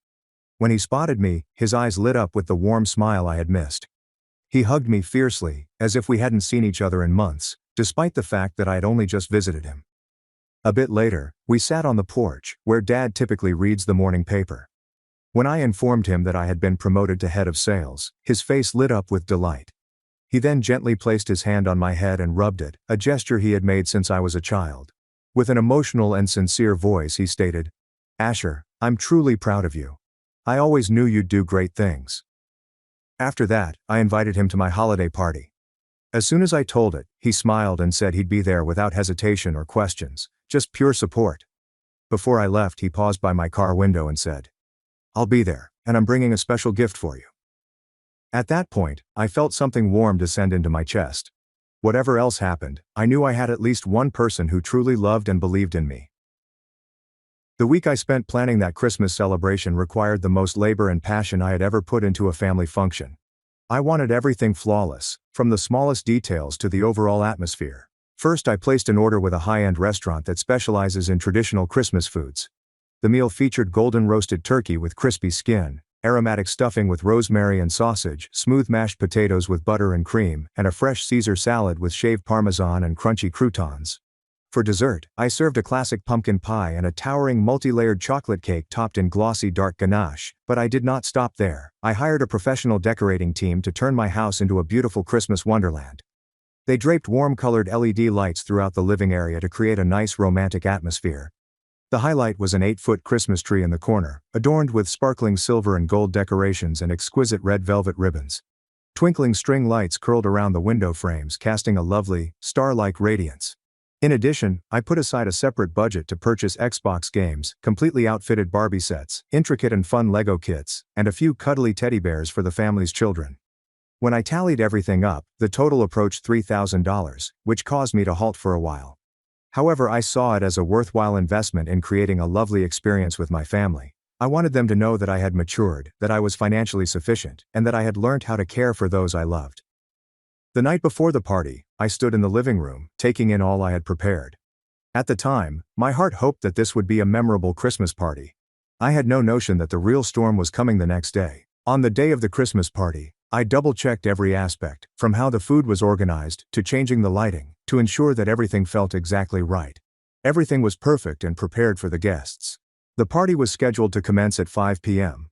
By 4:30, I had completed the finishing touches and was waiting there. No one had arrived at the scheduled time of 5 o'clock, which I had discussed with everyone. The food was presented attractively. The house was filled with Christmas warmth, but it was completely silent. A sense of worry began to creep into my head, but I attempted to remain composed. I grabbed my phone and made a couple calls to check in. The first call went to Aunt Lenora. She answered after 3 rings and said in a panic, "I'm on my way, just stuck in traffic." She then hung up. I then reached Uncle Vernon. He quickly apologized and added, "Asher, I'll be there in about 15 minutes. I just finished some work." My last call was to my mother. When I inquired why no one had arrived yet, she casually said, "We're on our way. It's still early. Don't worry. They all said they were coming." So I breathed a small sigh of relief and decided to wait a little longer. By 5:30, not a single person had arrived. That's when I began to experience actual anxiety. I called back one by one. But this time, something weird occurred.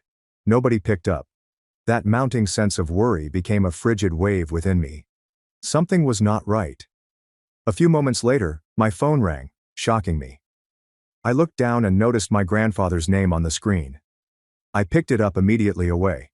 Before I could say much, he inquired in a puzzled tone, "Asher, the party has already begun. Why aren't you here?" The question struck me like lightning. I froze, absolutely perplexed. I promptly responded, "What do you mean, Grandpa? I'm still at home, waiting for everyone." After a brief pause, he said again, this time seeming shocked, Didn't you ask your mom to notify everyone that the party would be held at Dorian's place? Hearing that, I shot back, astonished and completely taken aback. Are you serious? I never said that. I never asked her to do that. There was a delay on the other end before he said, I see. Now everything makes sense. After he hung up, the entire picture began to form in my mind, and a torrent of rage and sadness rose within me. My phone suddenly buzzed with a notice as I was attempting to digest what had just happened during the discussion with my grandfather. I scrolled down and noticed Dorian's name in my Instagram alerts. With shaky hands, I opened the app and saw the photo he had just uploaded of a lavish Christmas party at his home. I could see everyone I had invited in the image. Aunt Lenora was laughing heartily, Uncle Vernon held a glass of wine, and all of my cousins and their children were present. Everyone seemed pleased and enthusiastic, as if they were precisely where they wanted to be. A horrible feeling of betrayal poured over me at that instant, annihilating all hope I had. These folks, with whom I had spent the whole week planning to buy gifts, order food and hire decorators, had coldly and purposefully excluded me. Still reeling from what I had witnessed, I called my mother, my rage pouring inside. When she responded, I stated plainly and firmly, "Why did you lie to Grandpa and tell him I moved the party to Dorian's house?"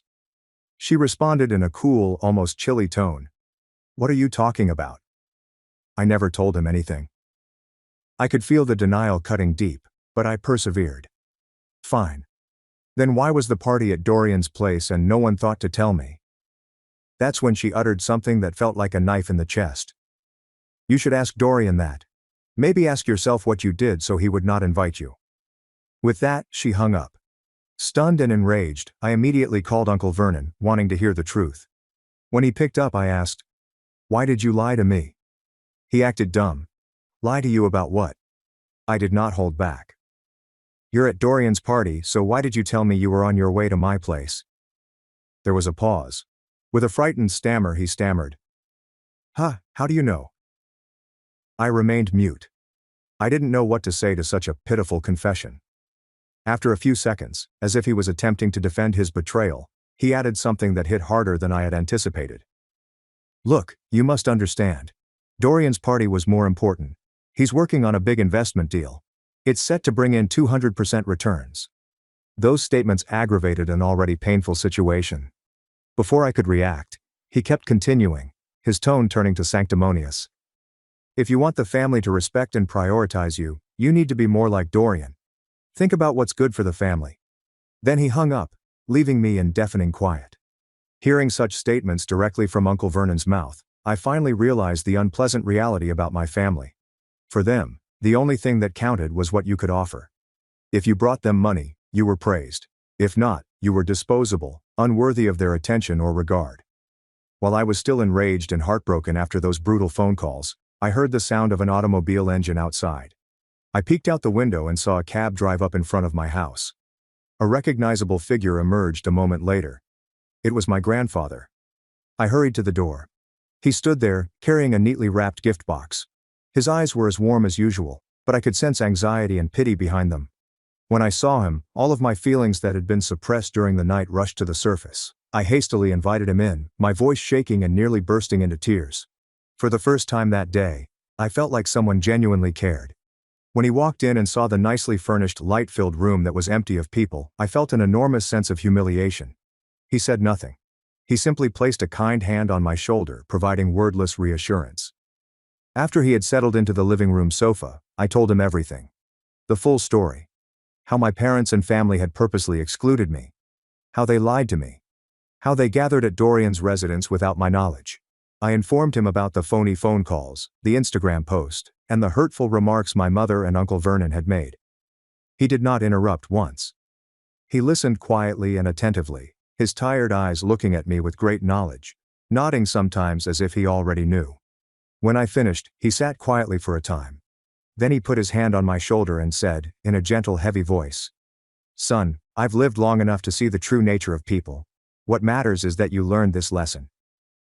Hearing those words, the storm within me began to quiet strangely and abruptly. Something about his voice, steady and honest, full of life's hard-earned wisdom, was like medication for a broken heart. In that moment, I recognized that my rage wasn't solely about being misled. It was about the profound disappointment of learning the truth about people I had trusted for many years. As we sat in silence, I felt as if a weight had been lifted from my shoulders. My grandfather did not criticize me or try to console me with empty words. He accepted the harsh truth that I had been forced to discover, and for the first time that day, I felt completely at ease. My grandfather and I returned to the dining area a little later, admiring the untouched food still in its boxes. A startling thought occurred to me. Instead than wasting everything, why not donate it to those in need? I quickly phoned Thomas, a college acquaintance who now works for a homeless outreach center in downtown Austin. As soon as I described the scenario, he agreed without hesitation to come get the meal. Thomas arrived with 4 other helpers. They helped load all of the food and children's gifts into the center's vehicle, but I didn't want to hand them off. I decided to go with them and hand out the gifts myself. My grandfather insisted on participating, claiming it was the ideal way to conclude a day like this. We headed to the area beneath the I-35 bridge, where many homeless people had established temporary shelters. Seeing the sight of gratitude in their eyes as they received hot meals and gifts caused something inside me to calm. This was exactly what Christmas was all about. Sharing in love, not the phony displays my family put on. One old man called Vernon shared my uncle's name, but he held my hand strongly and exclaimed, "Son, thank you. This is the best Christmas I've had in years." It was already late at night when we returned home. We were both fatigued, but our emotions were calmer than they had been before. Just as my grandfather was about to leave, he handed me the present box he had brought earlier in the evening. He smiled gently, knowingly, and said, "Go ahead, open it." Curious, I lifted the lid. The inside contained a check. I had to look at it several times to be sure I wasn't dreaming things. It was made out to Asher Miller. The amount is $500,000. Surprised, I turned to him and questioned, "Grandpa, why are you giving me this much money?" He put his hand on my shoulder and talked with warmth and gravitas. "I never wanted to say it out loud, but I've seen everything you've gone through since you were little, the way they treated you, and more importantly, you deserve this more than anyone else in this family." He glanced at me with a serious expression just before getting into the taxi and said, "Be at my house. I've got something significant to announce to the whole family." I nodded, vowing to be there and wondering what else my grandfather had planned. After seeing my grandfather leave, I sat alone on the living room sofa, still bathed in the warm glow of Christmas lights. The $500,000 check was in my hands, and I peered at the figures as if they could explain why he had given me something so important. In the silence, my mind turned to all of my memories with him. He stood with me when the rest of the world seemed to turn away. I recall vividly when I was a child, and my parents chose to send Dorian on a summer trip to Hawaii, leaving me behind on the grounds that Dorian deserved it more, because he was better. While Dorian proudly displayed images from Waikiki Beach, Grandpa secretly brought me to Disneyland and spent a whole week ensuring that my recollections were as memorable, if not more so, as those of my brother, or when I discovered my passion of coding. When I asked my parents whether I could take a programming course, they immediately said no. That next week, Grandpa showed up at my home with a new laptop and paid for the entire course. I will never forget what he said to me: "Don't let anyone stand in the way of your dreams." The weekend visits to his place were always memorable. We'd sit on the porch and he'd teach me the deeper truths of life, like how to understand people and stand up for what I believe in. He always pushed me to keep going. His words are still echoing in my ears. "Asher, I believe you're meant to do great things. Don't let anyone make you step back." Now, sitting there in the lovely golden light, my heart is full with appreciation. My family may have deceived me in the cruelest way possible, but he was the only person who saw, believed in, and loved me completely. And in that instant, I realized I wasn't alone in this world. Following the Christmas dinner, my family maintained an unsettling silence for several days. None of them contacted out. No telephone calls, no texts, no apologies. It was as if nothing had happened, as if their treachery and humiliation of me were merely an inconvenience. I drove to my grandfather's place that morning and arrived exactly as he requested. To my amazement, numerous automobiles were already parked in front. Grandpa had called a family gathering, as I had suspected. When I walked inside, the entire family had already gathered. Dorian sat on the sofa, an annoyed expression on his face. My parents sat close together, clearly apprehensive. Aunts, uncles, and cousins were all present, looking around in confusion, unsure what would happen. Someone else was in the room, a man in his mid-50s dressed in a crisp black suit and standing next to Grandpa, a large briefcase at his feet. He seemed serious and professional. When I stepped in, Grandpa said, "This is James, my attorney.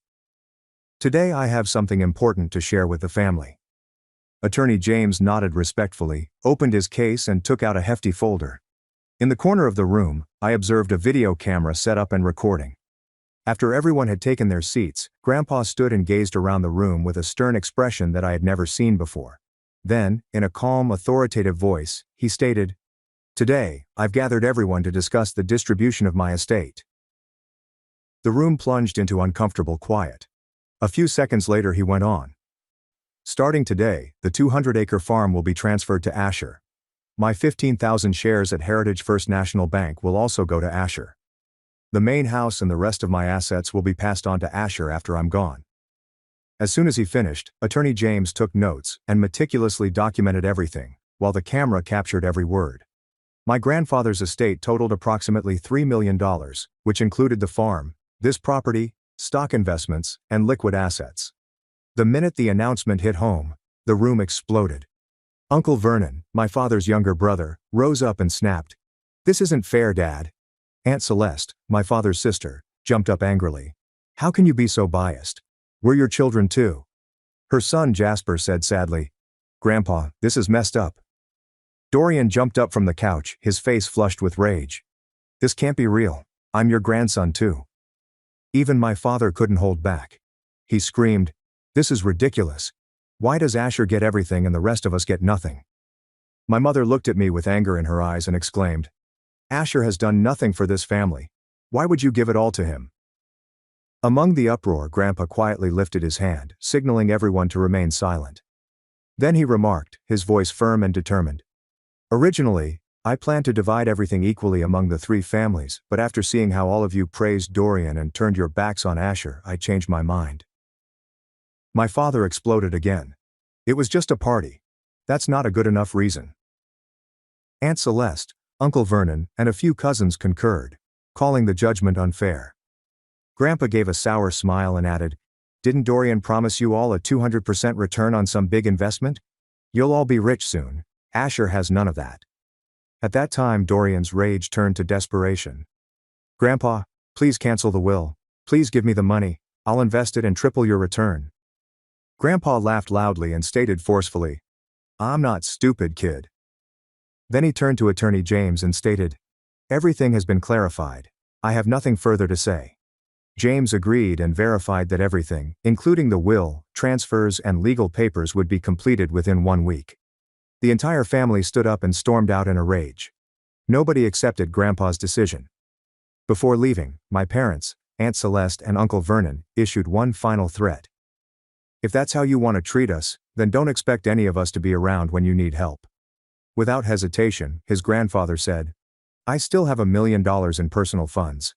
That's more than enough to pay for private care and medical services. I won't need anything from any of you." And then they all left in terrible silence, leaving only Grandpa and me in a lonely house. The home fell silent as the door closed and the last car engine faded into the distance. Grandpa and I sat across from one another in the living room. I sat quietly, trying to understand what had just transpired. I now own a $3 million estate, a 200-acre farm, and bank shares. It was a life-changing moment I could never have predicted. I finally broke the silence. "Grandpa, I don't know what to say. Thank you. Thank you so much." Then I posed the question that had been on my thoughts all morning. "Can I ask you something? What was the real reason you decided to leave everything to me? I know it wasn't just because of the Christmas party."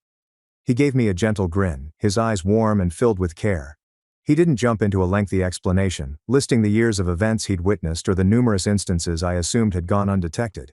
He said, "Because you deserve it." That little response encapsulated everything, all the love, trust, and pride he'd shown me over the years. My life swiftly fell apart in the days after the reading of the will, as my family arrived one by one, each with a desperate plea. Aunt Celeste was the first to emerge on my doorstep. When I opened the door, she stood there with red, watery eyes and said pleadingly, "Asher, I need your help. I need $25,000 for my husband's heart surgery. It's urgent. He needs it to survive." Uncle Vernon stopped by next. Sitting in my living room, he gave me a serious look and said, "Asher, I'm hoping you can help with $10,000 for Caleb's next college semester." Then came the cousins, one by one. Someone needed money to repair a leaking roof. Another reported their automobile had broken down, and they needed assistance purchasing a new one. Each story seems to address a true and immediate need. But the most unexpected thing was not their sudden interest in me. My parents' attitude had completely shifted. My mother started contacting me every day, asking how I was doing, checking on my health, and speaking to me in a kind, gentle tone that I had never heard from her before. My father kept inviting me over for dinner, saying things like, "We're still family, we need to reconnect, put all these misunderstandings behind us." But beneath every word, I could sense the true motive. A slow, careful attempt to persuade me to share the inheritance, or, better yet, return it entirely. I held firm on each request. I declined calmly, clearly, and without hesitation. Because after all, I had finally learnt to say no to those who had harmed me. I couldn't take the frequent interference from my relatives anymore, so I made a solid decision. I sold my house and relocated to a location where no one could find me. I sold my previous home for $380,000. With that money, along with what Grandpa had given me, I could buy a high-end condo worth $710,000 in East Austin, one of the city's most safe regions. My new place is on the 15th floor, with 2 huge bedrooms and a stunning view of the Colorado River. Most importantly, the facility is equipped with cutting-edge security features such as key card entry, on-site guards, and surveillance cameras that cover every area. Nobody gets in without my consent. To completely break ties, I changed my phone number, updated my email address, and removed all of my social media profiles. I didn't want any threads tying me to the chaos I'd left behind. When I got the keys, I invited Grandpa to see the place. He spent over an hour strolling through the rooms, admiring the open living space and stepping onto the balcony to enjoy the view. As we stood there, watching the city in the lovely afternoon light, he put his hand on my shoulder and remarked proudly, "You did well. I'm glad you took the step to walk away from them." Hearing those comments, I knew I'd made the proper decision. And for the first time, I felt like I had a truly personal space. A home where I could live in peace, free of the people I used to call family. After I changed my living condition and shut off all communication, the harassment from my relatives ended. Life got quiet. I could concentrate solely on work while enjoying the private area I had created for myself. But the tranquility was destroyed. It was a typical afternoon at the office when the receptionist called and informed me that a group of individuals was waiting for me in the lobby. When I went downstairs, I noticed Aunt Celeste, Uncle Vernon, and their son and daughter waiting there, apparently anxious and upset. I didn't want to raise a commotion at work, so we planned to meet in the Starbucks next to the building. Aunt Celeste erupted in rage and desperation as soon as we sat down. Dorian had persuaded them to invest in Family Coin, a new cryptocurrency that offered large profits of up to 300%. Dorian had pitched himself as the project's official advisor, using the family name and exaggerated accounts of previous success, many of which had been embellished by our parents to garner their faith. His influence was so great that 4 branches of the extended family, including Aunt Celeste and Uncle Vernon, contributed a total of $1.6 million. Uncle Vernon explained that the Family Coin website has disappeared. Dorian stopped answering phone calls, removed all of his social media accounts, and even moved out of the apartment where they knew he lived. What surprised me the most was not the swindle, but their demand. Instead of contacting Dorian or going to the police, they came to me and demanded that I reimburse the money on his behalf, using the argument, "You're Dorian's brother, that makes you responsible for what he did." Hearing it, I was caught between outrage and disbelief at the foolishness. I stood up, paid for my coffee, and addressed them with a cold, calm voice. "Let me clarify. If you come to me again about this, I'll take you to court. I have nothing to do with what Dorian did." They immediately altered strategies. Uncle Vernon chimed in. "Didn't Grandpa give you over $3 million? You should be splitting that up." Aunt Celeste jumped in. "Please, Asher, we're about to lose our house to the bank." They kept pushing, attempting to guilt me, beg, and argue, but nothing worked. I spun around and walked directly out of Starbucks, not looking back. At that point, I realized cutting ties with the family was the appropriate decision. 2 days after our coffee shop meeting, my phone rang with an unexpected number. When I responded, I recognized the voice I had been trying to avoid for months. "Asher, it's your mother," she explained. Her voice seemed more fatigued and agitated than normal. She got right to the issue without greeting everybody or making small conversation. "I need you to help with $300,000 to cover the mortgage. The bank is about to seize the house." When I pressed for details, she grudgingly revealed the awful reality. She and my father had taken out a $300,000 mortgage on their home and given Dorian the entire amount to invest in the family coin business. They were on the edge of losing their home, with no way to repay it. After hearing everything, I let out a chilly laugh and answered, "I'll make you an offer. I'm willing to buy the house for $500,000. If you agree, sell it to me. But I'm not going to give you 300 grand to bail you out." My mother said, "You ungrateful brat. I gave birth to you." I remained calm and said, "That's true, but that doesn't mean I'm responsible for cleaning up your mistakes." I drove to Grandpa's place to inform him of the nighttime call. He listened without surprise and then said something that clarified everything for me.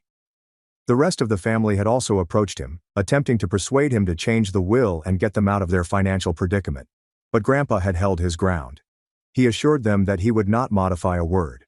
When they refused to go, he calmly called the police and had them removed. The phone rang again. The same number that my parents had used. My father's voice was more controlled this time, as if he had weighed my suggestion. When I picked up, he talked in a calm, practiced tone. "Asher, your mother and I agree to sell the house to you for $500,000, just like you said." But almost immediately, he added a condition. "However, we want to keep living in the house. We've been here for years. We can't just leave." I couldn't help but be amused by how calculated everything was. They wanted the money to pay off the bank while also keeping the house, making the agreement fully beneficial to them. After a brief delay, I spoke gently. "My current offer is $450,000. You want to stay? Fine. $3,000 a month in rent." That number hit a nerve.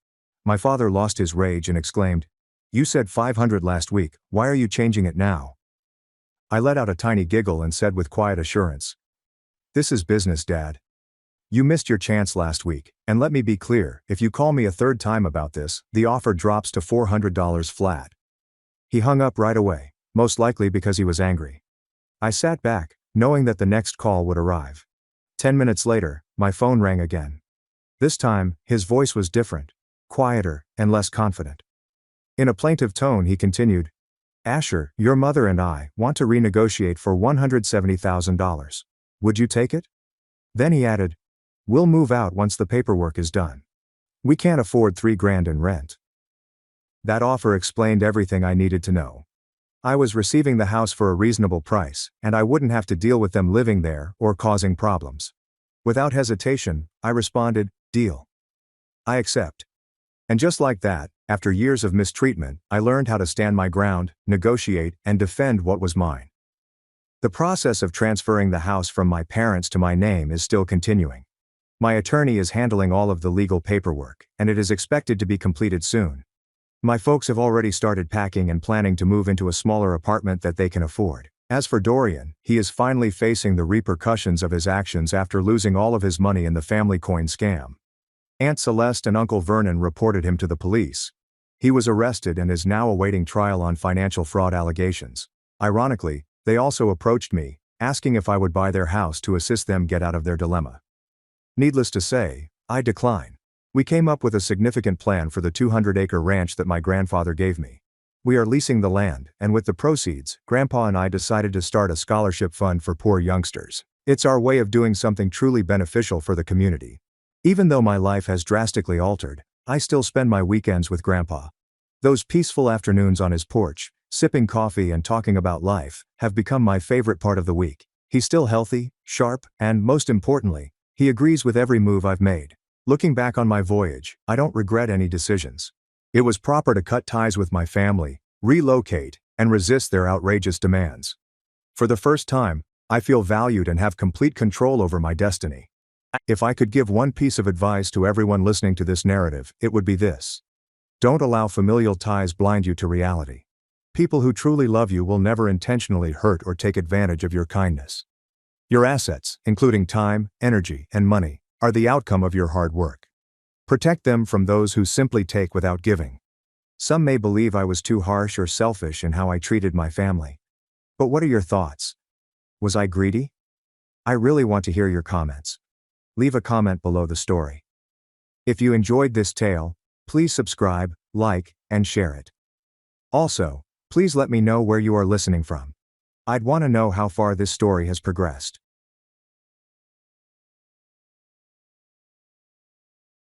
I caught my sister and fiancé. kissing in his office 4 weeks before our wedding. Now she's begging me to save her from the marriage she destroyed mine for. My name is Serafina Wilson.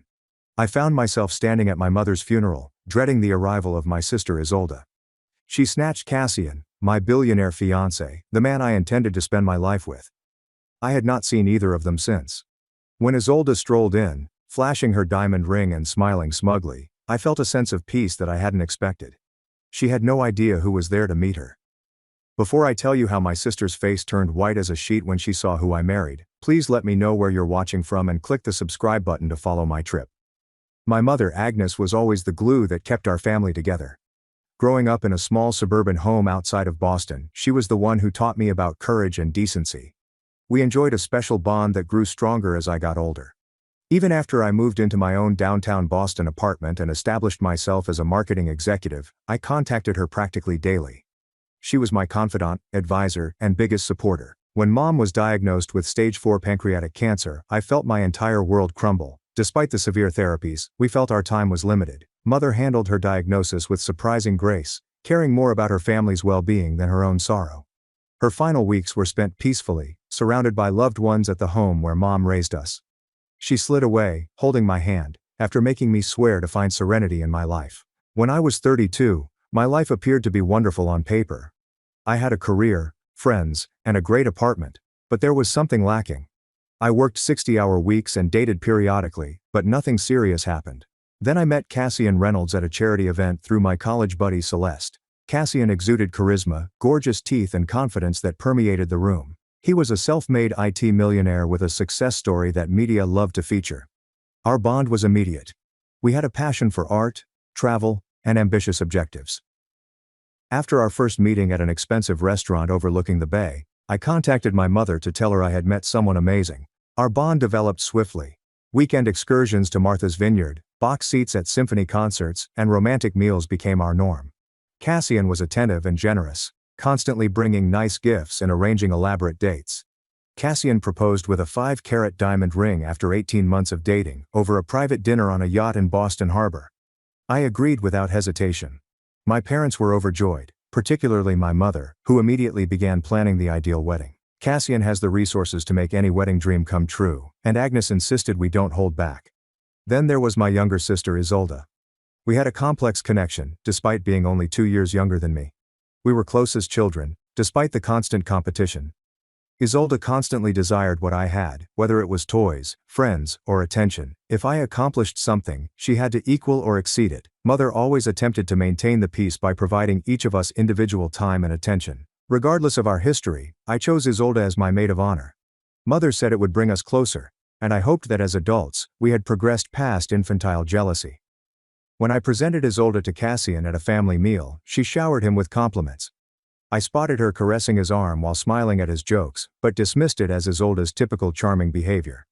We hosted our engagement party at my parents' colonial-style home. Isolde assisted Mother with decorations, including stringing fairy lights throughout the backyard and placing flowers. I spotted Isolde staring at Cassian across the room all evening. But when our gazes met, she suddenly smiled and raised her glass to me. Later that night, once the guests left, Mother approached me in the kitchen. "Serafina, dear.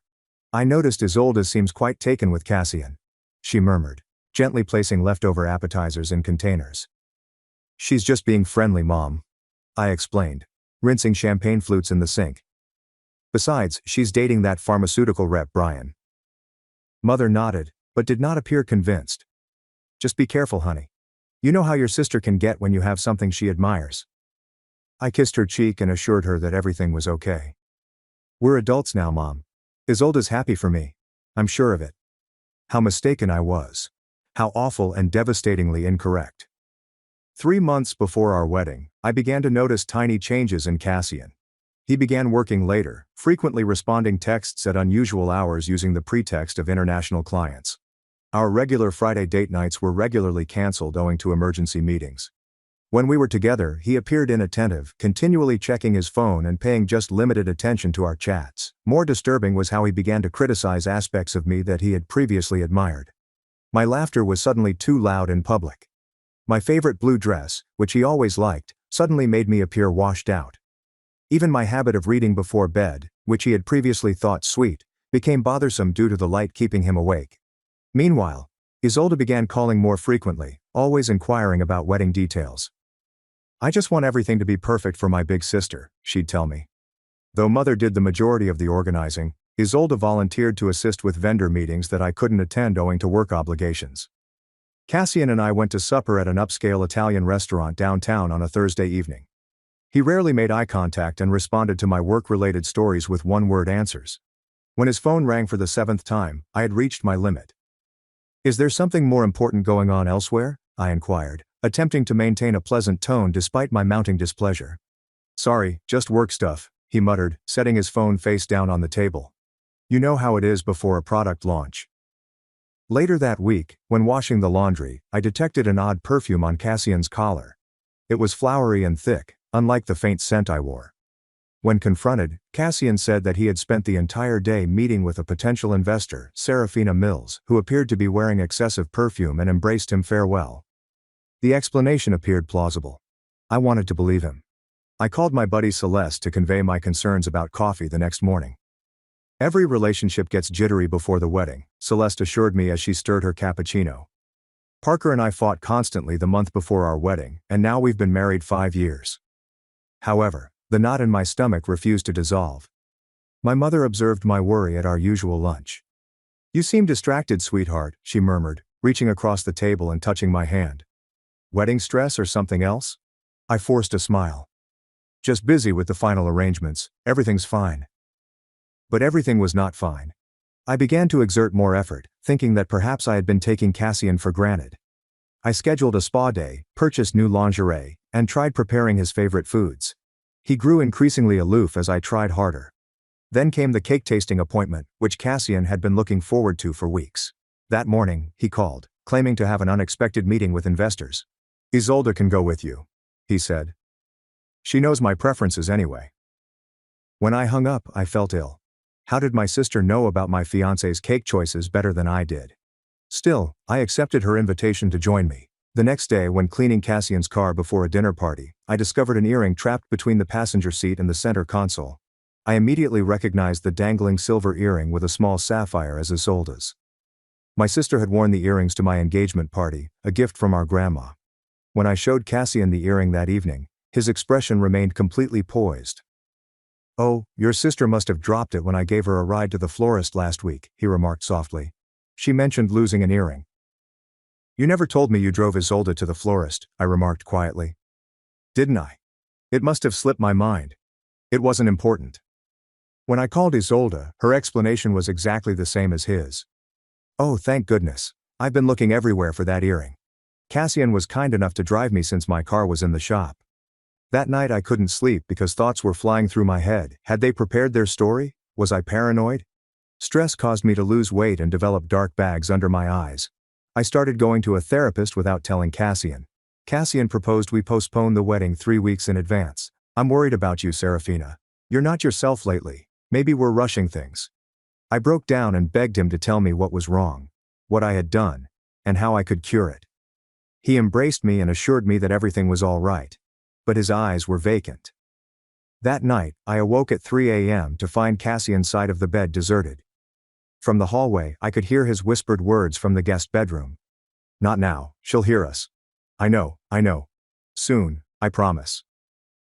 The next day I planned to surprise Cassian at his office with lunch. My father Edric called while I was leaving my apartment. "Serafina, are you eating properly? Your mother says you've lost too much weight.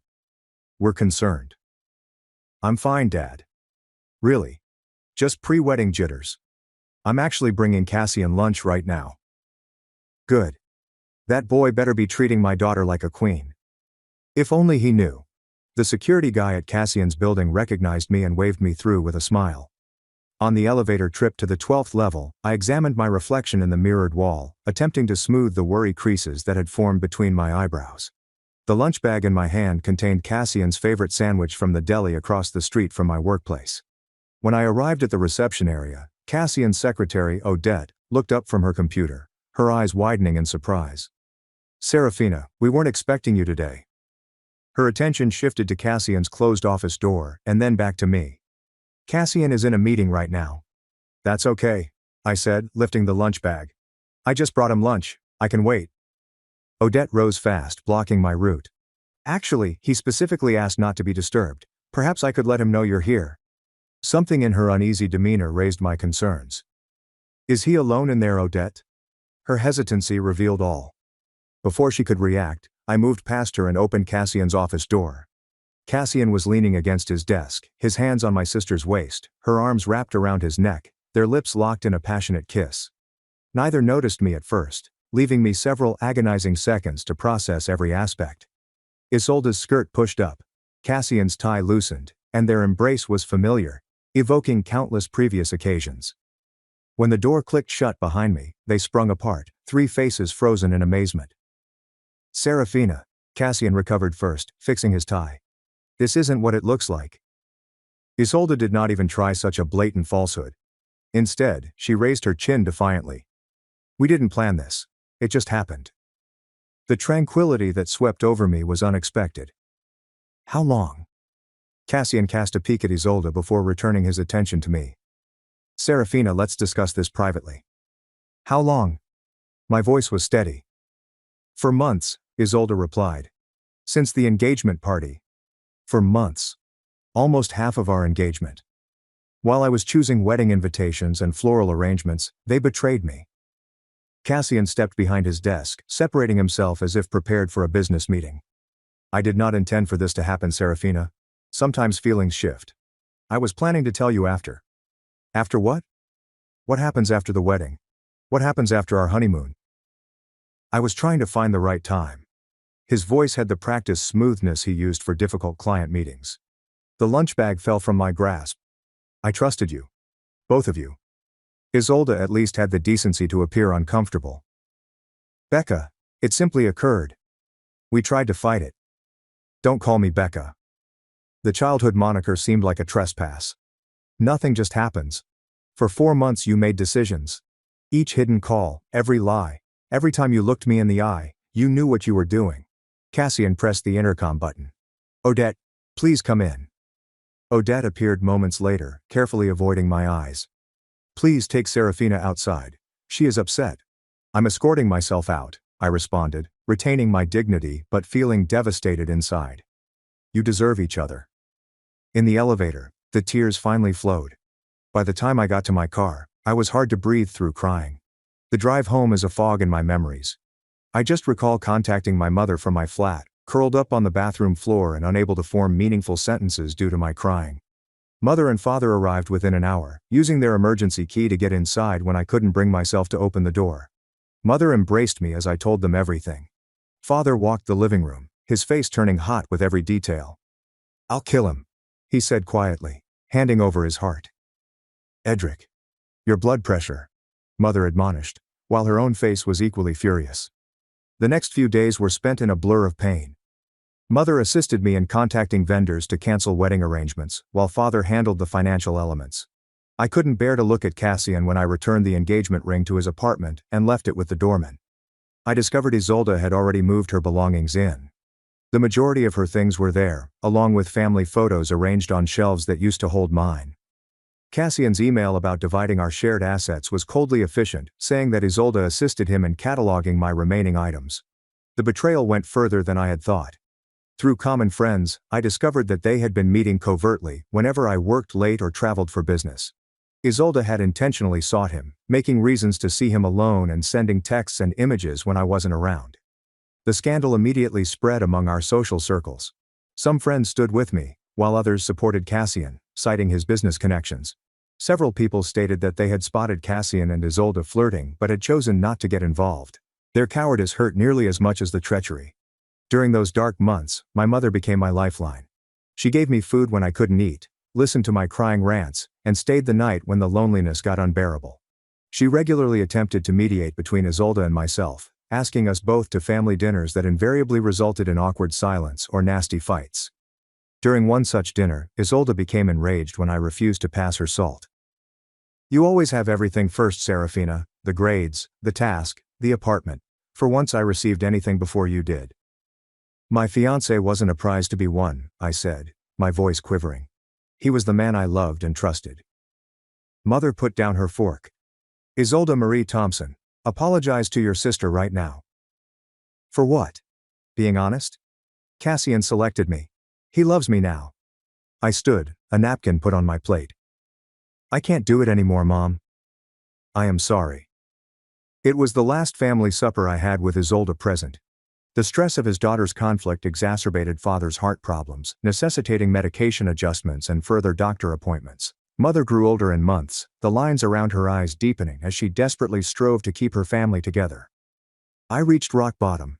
My therapist diagnosed me with depression and suggested medication. Work worsened as I struggled to focus, and I eventually lost a large client following a horrible presentation in which I burst into tears. My supervisor recommended a leave of absence, but I realized that staying in Boston, where memories lurked around every corner, would only exacerbate my pain. When a marketing director position arose at our Chicago branch, I applied right away. The interview went fairly well, with my need for change possibly translating as eagerness. 2 weeks later, I got the offer. Mother helped me pack my flat, carefully wrapping photos and souvenirs in tissue paper while we went through my stuff to decide what to retain and what to donate. She brought up the matter that lingered between us. Will you ever contemplate forgiving Isolde? She inquired, closing a box with packing tape. I proceeded to fold sweaters without glancing up. I do not know, Mom. Not now. Perhaps not ever. Forgiveness isn't about them deserving it, she explained quietly. It's about freeing yourself. I'm liberating myself. I am moving to Chicago. Mother sat alongside me on the bed and took my hands in hers. Running away isn't the same as healing, sweetheart. Tears filled my eyes. I need space to even start healing. Can you get that? She nodded and pulled me into a close hug. Promise to call. Promise not to shut us out altogether. I promise. Saying farewell to my parents was more difficult than I thought. Father held me for longer than usual, his voice rough and emotional. Show them, kiddo. Create a life so good they'll choke on their regrets.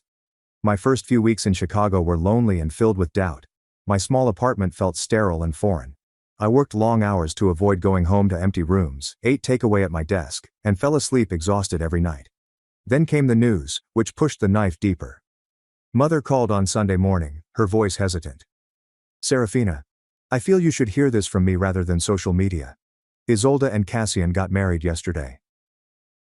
Cassian's business contacts ensured coverage of the tiny civil ceremony, which was published in the society sections of Boston Magazine.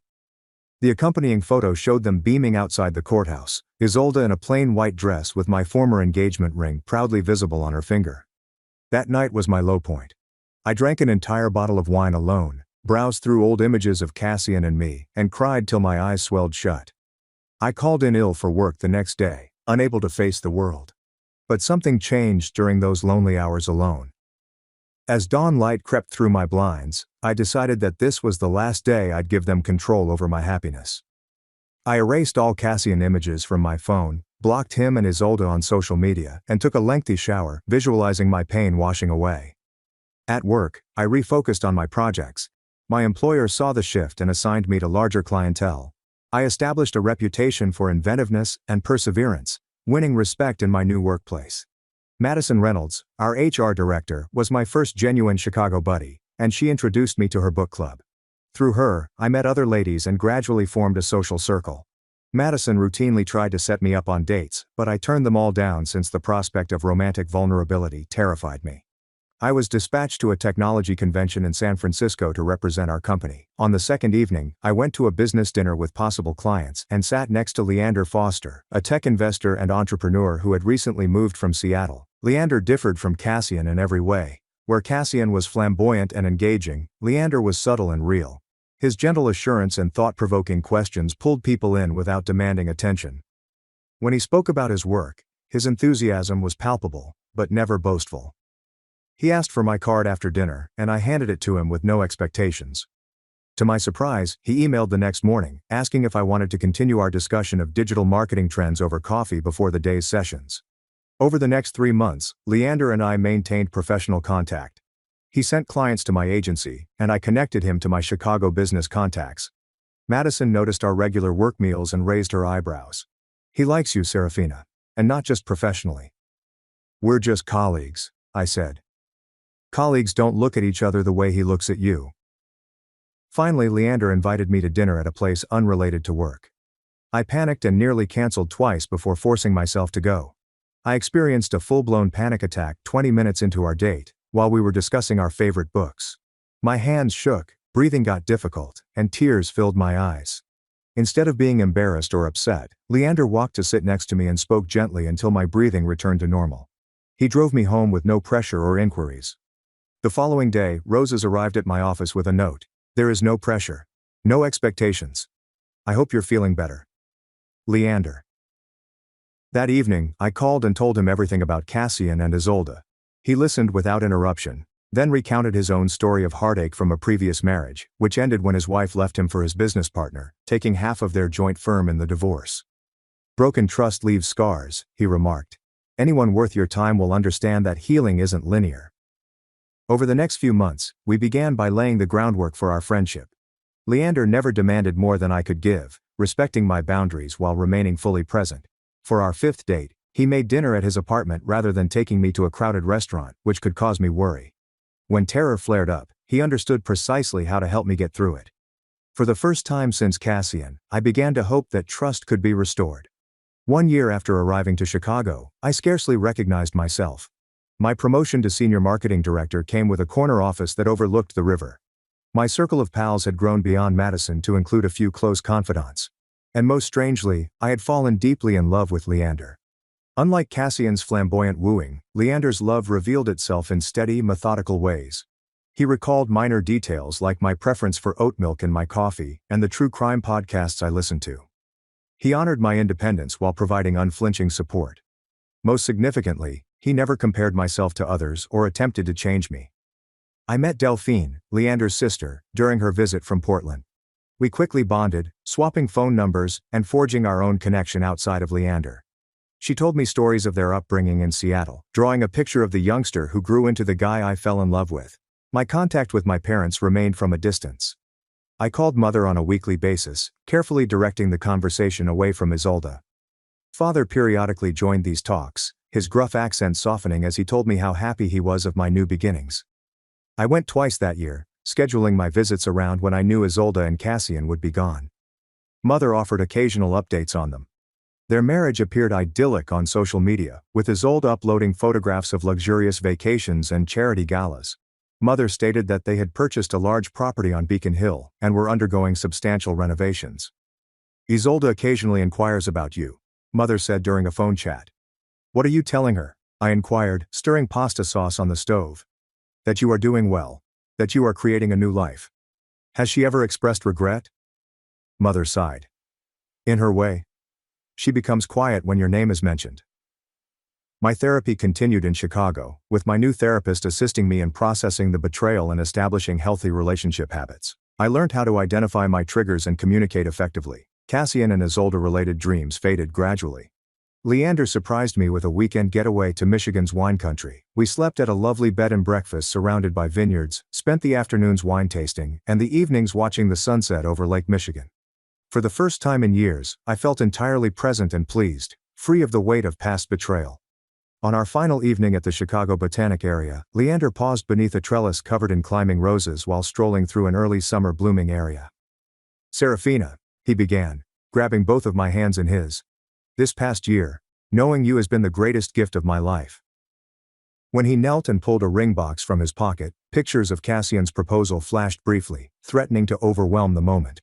But staring into Leander's eyes, all I saw was truth and affection. I'm not asking for an answer today, he continued, sensing my uncertainty. I just want you to know that whenever you're ready, whether that's tomorrow or next year, I'll be here. My eyes filled with tears, but not from fear or agony. Yes, I whispered. I'm ready now. The ring was nothing like the gaudy diamond Cassian had given me. It was a simple emerald with little diamonds on either side, delicate and subtle, much like our love. That night I called my folks to tell them the news. Mother cried happy tears. He sounds great, sweetie. When can we meet him? Soon, I assured. Very soon. We planned a small wedding for 30 guests at a historic Chicago venue. At Mother's request, I sent an invitation to Isolde, more as a gesture of healing than an expectation of presence. Her response arrived via email, brief and cold. Congratulations on the engagement. Unfortunately, Cassian and I have other engagements on that day. Best wishes for the future. Mother was disappointed, but not shocked. Give her time, Serafina. This is advancement from where you were before. Our wedding day was intimate and joyful, with my parents, new friends, and Leander's family there. Father walked me down the aisle and whispered, "I haven't seen you this happy in years, kiddo." Leander's vows acknowledge our path. Serafina, I promise to remember that love is both strong and fragile, requiring daily care and devotion. I promise to be worthy of your trust, knowing how valuable and difficult it is to earn. We established our lives together in Chicago, purchasing a brownstone and renovating it together. My career progressed, eventually leading to a vice president post. Leander's investment firm expanded, focused on female-led technology startups. During a dinner with business associates, I learned something that connected the past and present. A venture capitalist recalled working with Cassian years ago. Reynolds? Yeah, he and Foster were pretty competitive in the angel investing market approximately 7 years ago. Foster supported the right startup. Reynolds endorsed his competitor. Foster's pick was purchased for millions. Reynolds went bankrupt. Later that night, I asked Leander about the relationship.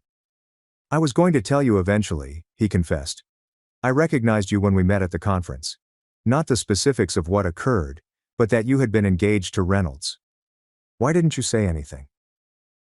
I wanted you to know me for who I am. Not as someone linked to your past. I was not angry.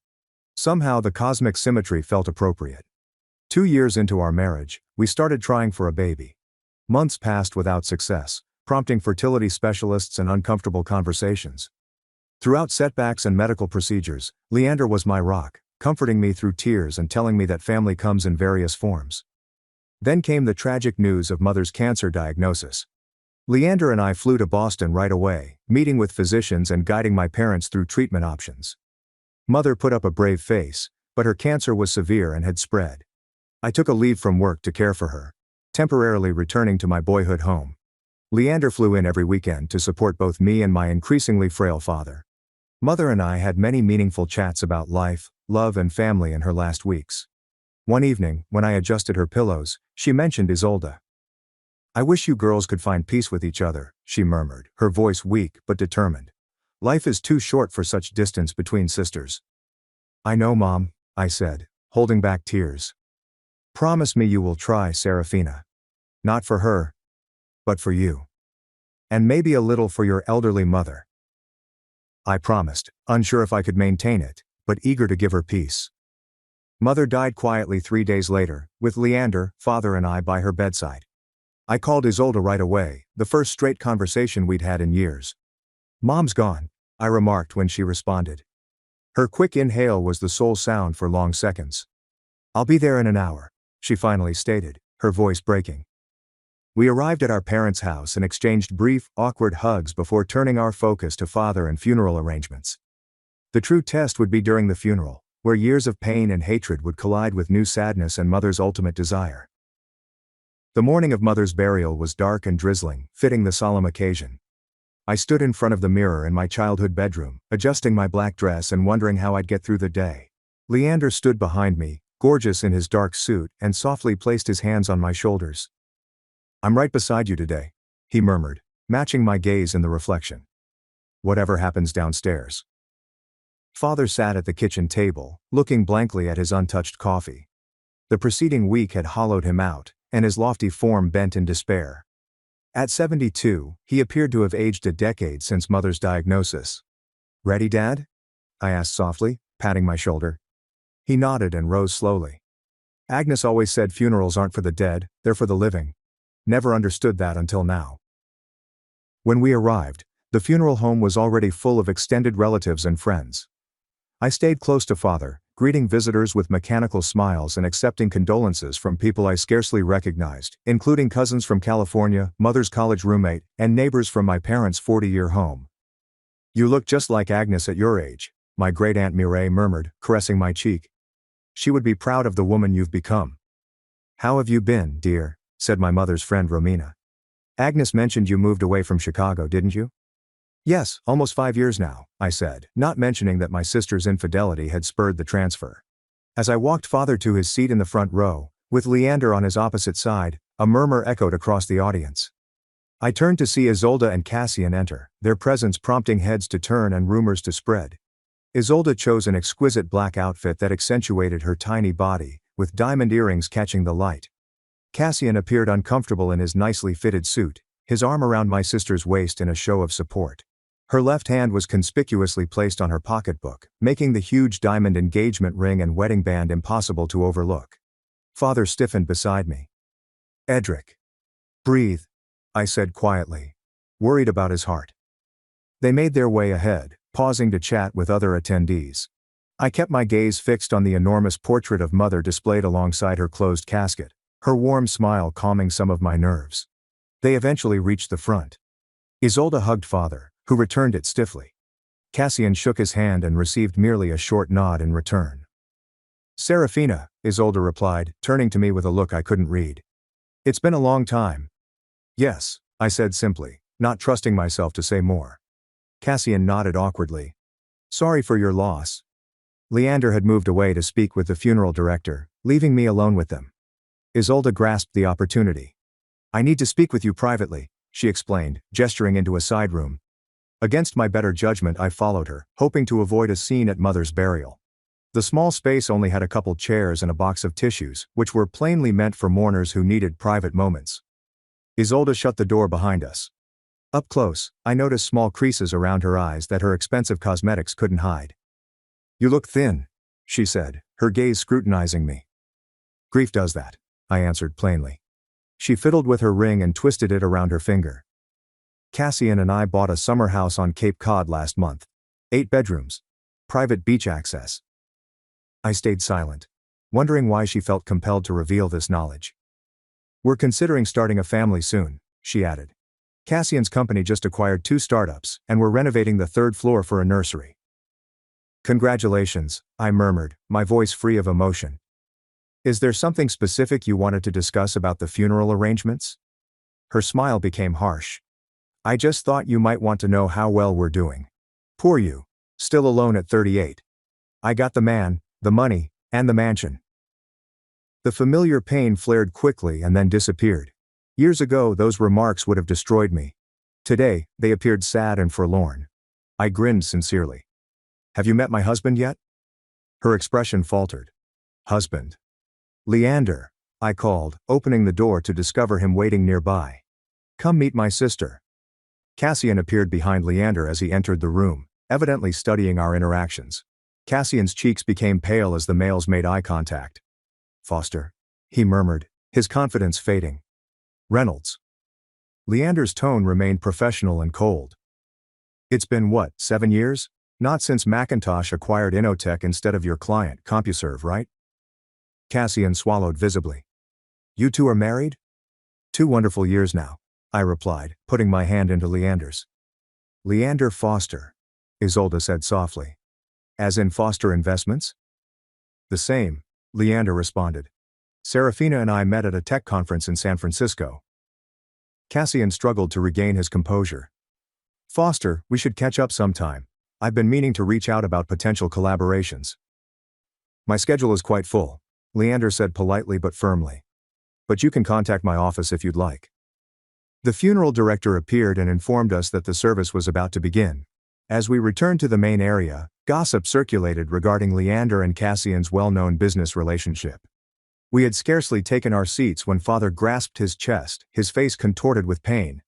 "Dad!" I shouted, as Leander instantly called for assistance. We relocated Father to a private room, and the funeral was temporarily postponed. A doctor among the attendees checked him and said that the cause was most likely stress rather than another heart attack. Isolde followed us with genuine anxiety on her face. "Is he okay? Should we call an ambulance?" Her voice trembled slightly. "The doctor says he's stable," I said, shocked by her truthfulness. "Just overwhelmed." For 20 minutes we sat there in awkward silence, linked only by our concern for our father. When he insisted on continuing with the service, we returned to the main chamber, with the brief crisis resulting in an unexpected truce. The funeral was both beautiful and tragic. I offered a eulogy that emphasized Mother's kindness, courage, and steadfast love for her family. When Isolde rose to speak after me, she hesitated after a few sentences, her eyes welling up with tears. Without thinking, I stepped to her side and rested my hand on her back. "It's okay," I said. "Take your time." She composed herself and finished her homage to our mother with anecdotes from our childhood that elicited tears and soft laughter from the audience. As we placed Mother to rest in the cemetery, a gentle rain poured. I noticed Cassian standing aside from the rest of the group, frequently checking his watch. Isolde stayed by Father's side, her former swagger replaced by true anguish. The celebration at my parents' house was packed with friends bringing casseroles and sharing memories. Cassian drank heavily, his uneasiness palpable as many business associates engaged Leander in intense discussion. I overheard pieces about Cassian's company failing with recent acquisitions and wondered whether Isolde's boasting was a cover for financial problems. Throughout the day, I kept the dignity Mother would have expected, focusing on supporting Father and honoring her memory, rather than lingering on previous scars. As visitors began to leave, I noticed Isolde observing me from across the room, her look opaque, but yet gentler than before. The day after the funeral, Leander had to return to Chicago for an important board meeting. "Are you sure you'll be okay if I leave?" he asked as he packed his overnight luggage. "I can reschedule." "Dad needs help sorting through Mom's things," I explained. "I should stay for a few more days." "I will be fine." After dropping off Leander at the airport, I returned to my parents' property to find Father sitting in Mother's garden with a photo album open on his lap.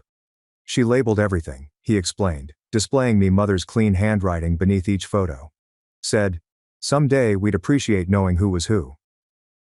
That afternoon I started the unpleasant chore of sorting through Mother's closet. Each dress evoked memories, the blue one from my college graduation, the flowery print she wore to Sunday brunches, and the exquisite gray she chose for my engagement celebration.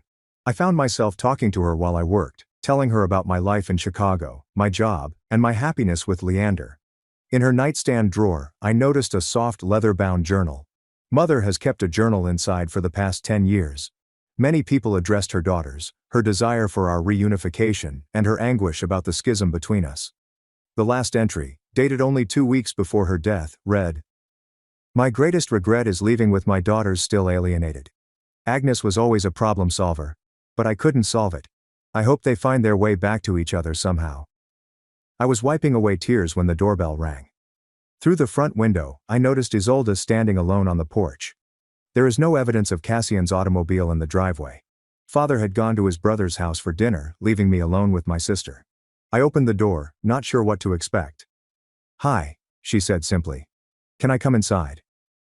I made coffee in the kitchen as Isolde sat at the table, mute. She appeared different without Cassian alongside her, smaller and less falsely composed. "Where is Cassian?" I eventually asked, placing a mug in front of her. "At home. He has no idea I am here." She cupped her hands around the mug but did not sip. "I told him I needed space after the funeral." The stillness stretched between us, years of unspoken words creating a tangible barrier. "I'm sorry about yesterday," she finally said. "What I said in that funeral homeroom. It was cruel and totally inappropriate."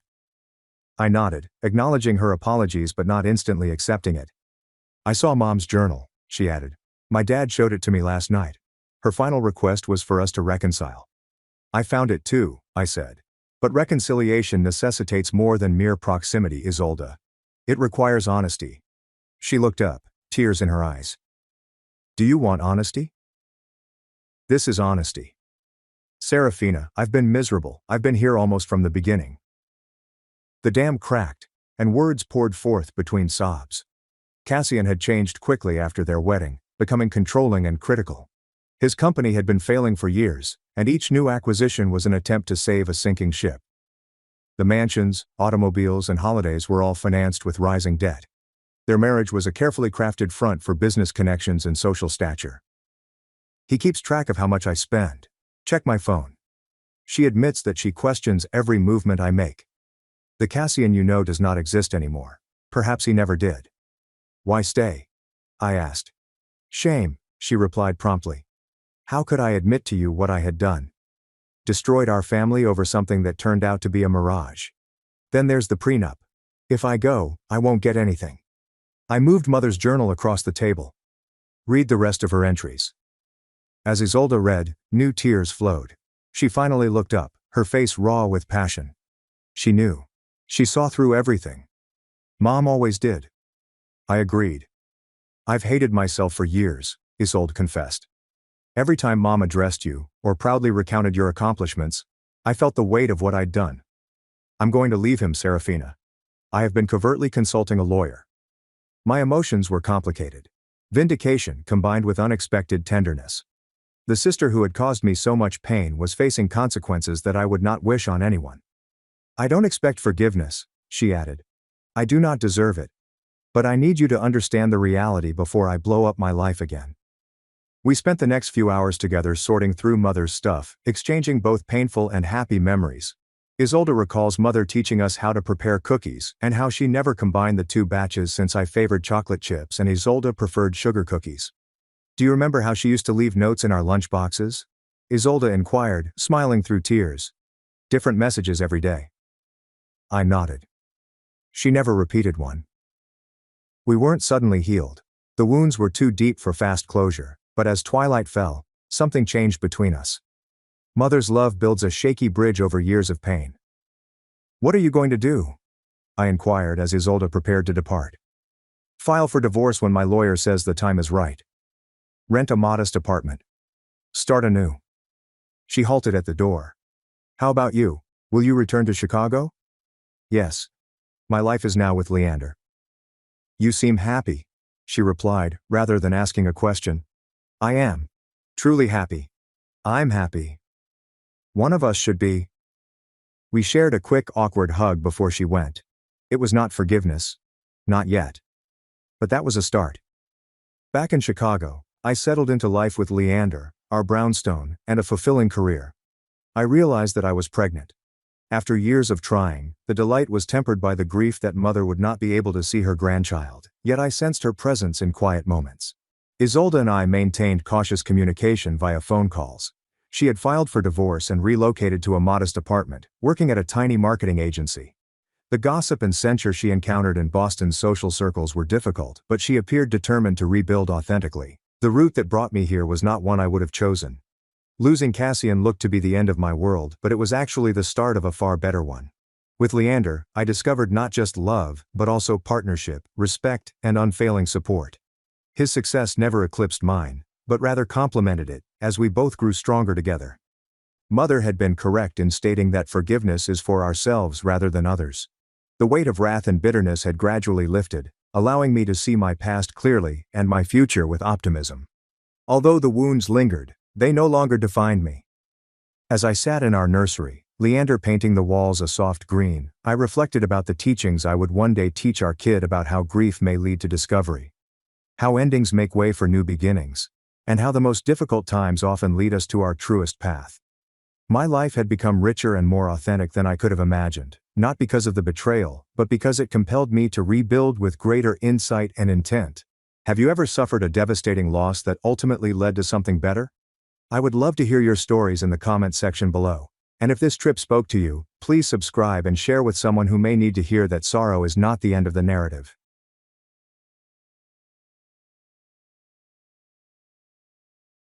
Obsessed sister-in-law said, she had a right to make parenting decisions for my unborn baby. So we got a lawyer. Now the law's making her play quiet. My sister-in-law said the baby was basically hers, and started acting like she was the one giving birth. This is how everything has started. After 4 years of marriage, Blake and I are expecting our first child. Blake's older sister Gertrude lives with their parents around 30 minutes away from us. Gertrude has never married and has no children of her own. Before I get into what happened at my baby shower last Saturday, I need to give you some background on Gertrude. She has always been what I would call intense. When Blake and I initially started dating, Gertrude was constantly asking about our relationship status. She'd contact him several times a day, asking where he was and who he was with. Blake revealed that she has always been watchful since their father left when Blake was 12, and Gertrude was 16. Their mother, Janet, had to work 2 jobs to support them, so Gertrude essentially raised Blake for several years. Gertrude is a bookkeeper for a small accounting firm, but she's been attempting to start her own business. She's constantly talking about new ventures, such as selling handcrafted jewelry, creating a food truck, and opening a pet grooming business. She is constantly sidetracked by new tasks, thus none of these ideas ever get implemented. Blake has lent her money several times throughout the years, typically between $500 and $1,000 at a time. She always swears to repay him, but never does. The problems with Gertrude worsened after Blake and I were engaged. She insisted on being engaged in every step of our wedding preparations. She wanted to approve everything, including the venue, cuisine, and my attire. When we gently rebuffed her suggestions, she began making remarks about how I was changing Blake and turning him against his family. She showed up unannounced to my bridal shower and created a ruckus because she wasn't in the wedding party. I chose my 2 sisters and my best friend from college as bridesmaids, which seemed reasonable to me. Gertrude gave an unapproved speech during our wedding, in which she discussed how she had always been the most important woman in Blake's life, and hoped I realized how unshakable their love was. The speech lasted around 10 minutes and made several of our visitors uncomfortable. Blake spoke to her afterward, but she pretended nothing had occurred. Gertrude's behavior became even more weird once we revealed my pregnancy. She began purchasing baby goods without asking us what we needed or desired. She would arrive at our house carrying suitcases of clothes, toys, and furniture. Most of the items were either the incorrect size or not anything we would have chosen. When I mentioned that we intended to breastfeed, she purchased formula and bottles anyway. She explained that she wanted to be prepared for when she babysat. The problem is that we never asked her to babysit. Blake and I had already decided that my mother would be our primary child care provider since she is retired and lived closer to us. Gertrude appeared to expect she'd be caring for the infant on a regular basis, which made both of us uneasy given her track record of failing to keep agreements. Gertrude called Blake to ask if she could plan my baby shower. I'd already begun organizing it with my sister Amy and mother-in-law Janet. We had reserved a venue, sent invitations, and purchased decor. Gertrude grew unhappy when Blake informed her that the shower had already been planned. She accused me of purposefully omitting her from major family gatherings. Blake offered that Gertrude assist with setup on the day of the shower, which sounded like a fair compromise. Gertrude agreed, but she appeared annoyed by it. She kept texting me questions regarding the shower and giving ideas for improvements. I tried to be courteous, but several of her suggestions were pricey or contradicted what we had already planned. The baby shower was set for a community hall near our house. We had invited about 30 people, primarily relatives and close friends. My mother had arranged for meals, while Janet had planned games and activities. Everything was set up in the morning, and guests were scheduled to come at noon. Gertrude arrived early, with her own set of decorations. She began rearranging the tables and replacing our decorations with those she had made. When Amy requested her to check with me first, Gertrude explained that she was simply trying to help make things great. She also brought a cake she had ordered separately, despite the fact that we already had one from the bakery Amy had picked.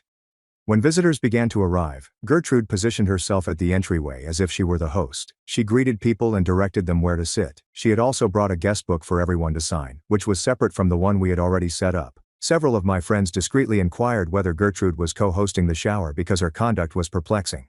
The most difficult part came when it was time to receive gifts.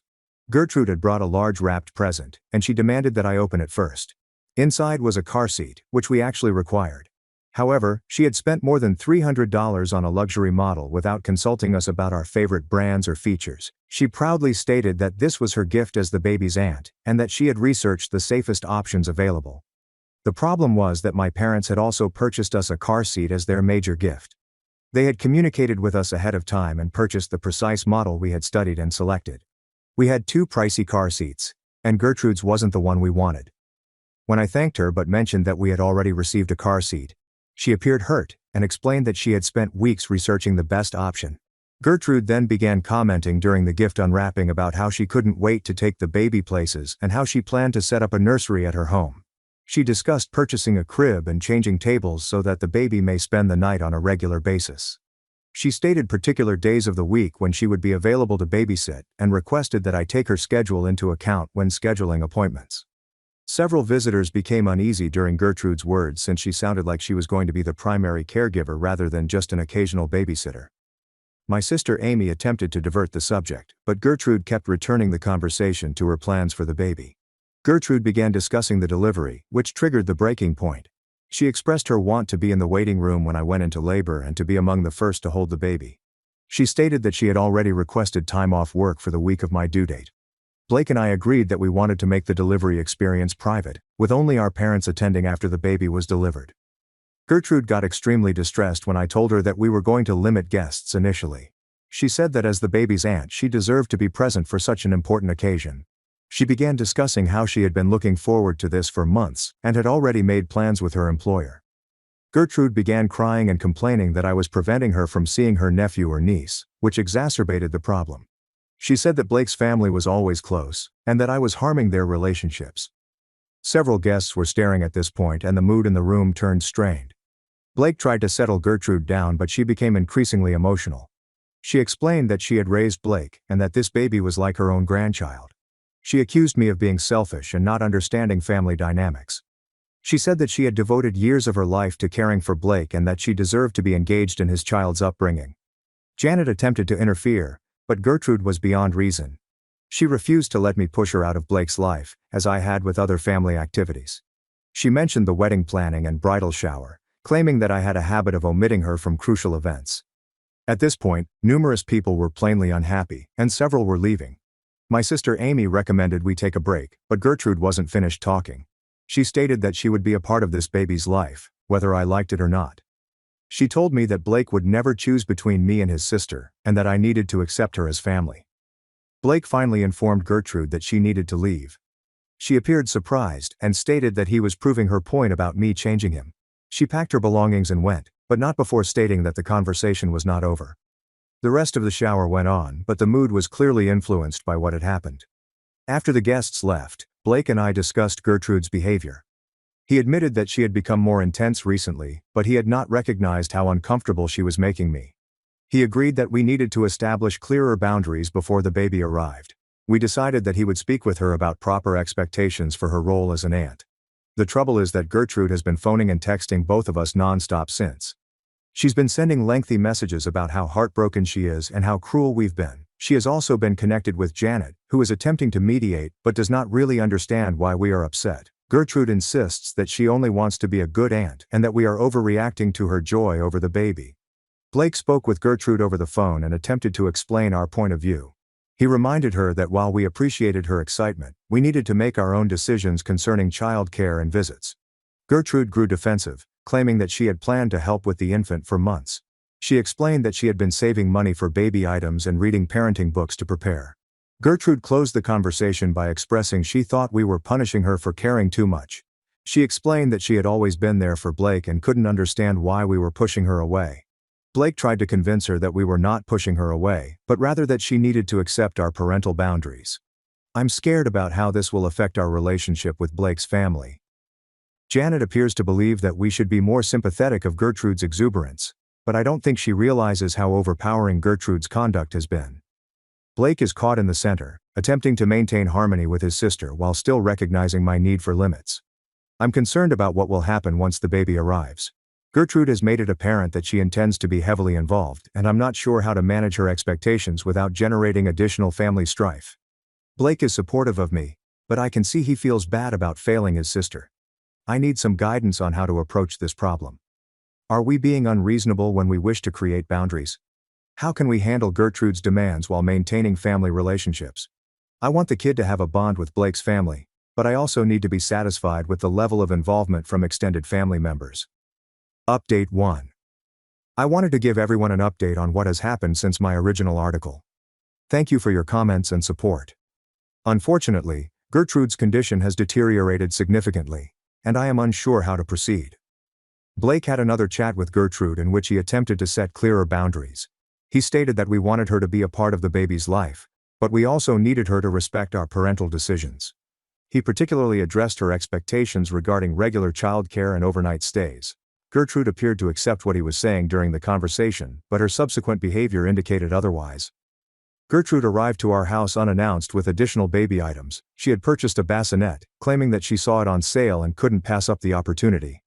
When I mentioned that we already had a bassinet, she suggested we use hers as a backup, or leave it at her house for when the baby came to visit. She spent approximately an hour redecorating our nursery and shifting around furnishings that we had already arranged. Gertrude began measuring our nursery and taking notes on the layout, which made this visit more unpleasant. When I asked what she was doing, she explained that she wanted to decorate her spare room to match our nursery so that the baby would feel at ease in both settings. She had already ordered paint in the same color as our nursery walls and planned to purchase matching furniture. Gertrude began calling my doctor's office, attempting to obtain information about my pregnancy. She informed them that she was the baby's aunt and that she needed to know my due date and delivery arrangements because she would be assisting with childcare. The receptionist called to confirm, and I had to clarify that Gertrude was not permitted to get information about my medical care. I also had to specifically ask that my information not be shared with anybody other than Blake and my emergency contacts. Gertrude grew unhappy when she discovered that I had denied her access to my medical records. She contacted Blake at work, crying, and said she felt as if we were treating her like a stranger. She stated that in her perspective she would be like a second mother to the baby and that she needed to be informed of key medical decisions. Blake tried to explain that medical information was confidential, but Gertrude insisted that family members have full access to it. Gertrude began contacting our other family members to enlist their help, which worsened the situation. She called my mother-in-law Janet and complained that we were keeping critical pregnancy milestones a secret from her. She also called Blake's Aunt Helen and cousin David, explaining that I was attempting to keep the kid away from Blake's side of the family. These family members began calling Blake to inquire what was going on. Most of them were perplexed since Gertrude had portrayed the issue as if we were completely shutting her out of our lives. Blake had to spend several phone conversations explaining that we weren't trying to exclude Gertrude but that she needed to respect the natural boundaries that any parent would establish. The most worrying occurrence occurred when Gertrude arrived at my workplace. I work as a dental hygienist at a family practice, and Gertrude pretended to be a new patient. She had scheduled an appointment under a false name and particularly requested me as her hygienist. During the appointment, she began asking about my pregnancy and birth plans. She wanted to know which hospital I planned to deliver at, and if I had chosen a pediatrician yet. When I inquired why she was asking these things, she explained that she wanted to be sure she could find us if I went into labor. She mentioned that she was having difficulty sleeping because she was concerned about missing the birth. She explained that she had been checking in with Blake every day to ensure that I hadn't begun having contractions, but she wanted to have backup plans in case she couldn't contact him. I informed Gertrude that her behavior was wrong and that she should leave. She became furious and explained that she was simply attempting to be prepared to assist.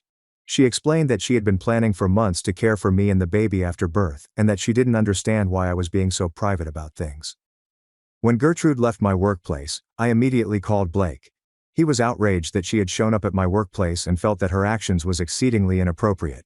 He phoned Gertrude that evening and informed her that she was not permitted to contact me at work or visit my workplace again. He also warned her she shouldn't involve other family members in our personal affairs.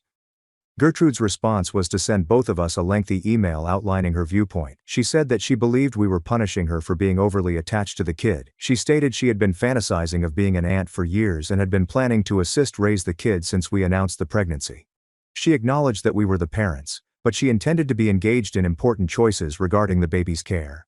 Gertrude also revealed in the email that she had discussed grandparents' rights with a lawyer.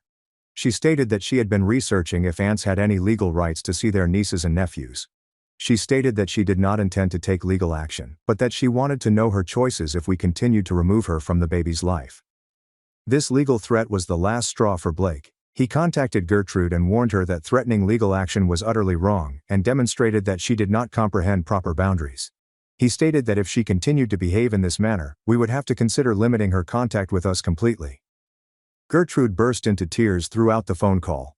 She claimed Blake had chosen me over his own family and that she couldn't believe he was threatening to take her out of his life.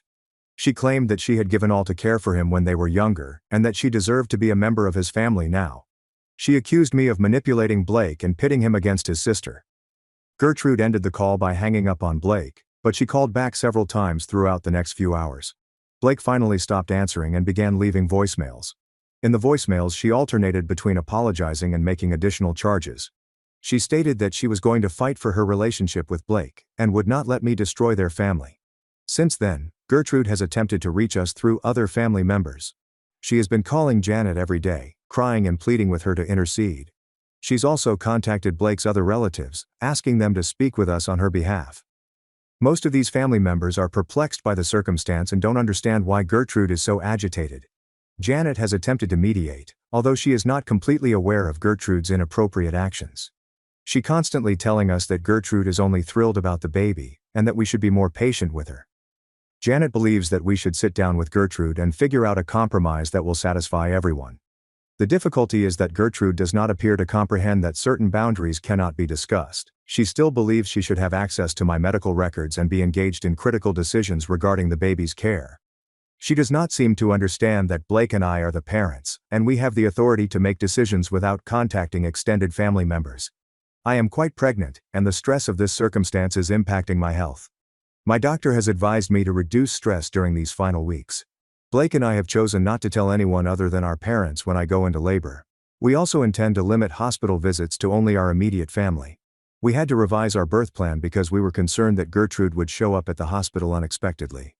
We alerted the hospital staff that Gertrude is not authorized to get anything regarding my admission or delivery. We've also instructed them not to allow her to visit, even if she claims to be related. The event has strained Blake's ties with his entire family.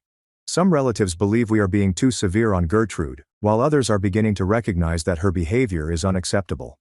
Blake is fighting with guilt over having to pick between supporting me and keeping peace with his sister. I'm worried about what will happen after the baby is delivered. Gertrude has made it apparent that she will not accept the boundaries we have established, and I am scared that her behavior will continue to increase. Blake is entirely supportive of me, but I know this scenario is also causing him a lot of stress.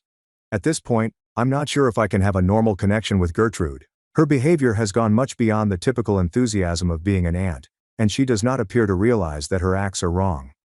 I'm starting to think we should limit her contact with us completely, at least until she can demonstrate that she respects our boundaries. Update 2. I gave birth to our daughter Emma, and Gertrude's position has become even more complex. I wanted to give everyone an update on what has happened since my last post. Emma was born healthy following a pretty uneventful birth. Blake and I were able to enjoy the tranquil delivery experience we desired, with only our parents visiting us at the hospital. We alerted the hospital personnel about Gertrude's actions, and they were quite good about respecting our privacy. We didn't publicize Emma's arrival on social media right away because we wanted to spend some peaceful time as a new family. We called our parents and my sister Amy to inform them that Emma had arrived, and we requested that they keep the news hidden for a few days. Unfortunately, Janet informed Gertrude of Emma's birth within hours of receiving our call. Janet stated that she was unaware that we intended to keep the news confidential from Gertrude in particular. She assumed we simply didn't want public announcements on social media. This misunderstanding resulted in the first big incident. Gertrude arrived at the hospital carrying balloons, flowers, and a large gift bag. She walked right to the maternity ward and asked the staff for my room number. When they told her that I had asked for no visitors except permitted family members, she grew emotional and maintained that she was Emma's aunt. Gertrude refused to go, so the nurses contacted security. She was eventually released from the hospital, but not without causing a disturbance in the waiting room. She was crying and informing other families that her own family was preventing her from her niece. Several other patients and visitors witnessed the incident. Blake received a call from hospital security telling him of Gertrude's visit. He was surprised that she had arrived so soon after Emma's birth. He contacted his mother Janet to find out why she had notified Gertrude about the arrival. Janet apologized, saying she didn't anticipate Gertrude would try to visit right away. When we got home from the hospital, Gertrude was waiting in our driveway. She'd been sitting in her car for several hours. According to our neighbor, she came us while we were getting Emma out of the car seat and asked to hold her niece. She stated that she had been wanting to see Emma and could not wait any longer. Blake told Gertrude that now was not a good time because we had just arrived home and needed to settle in.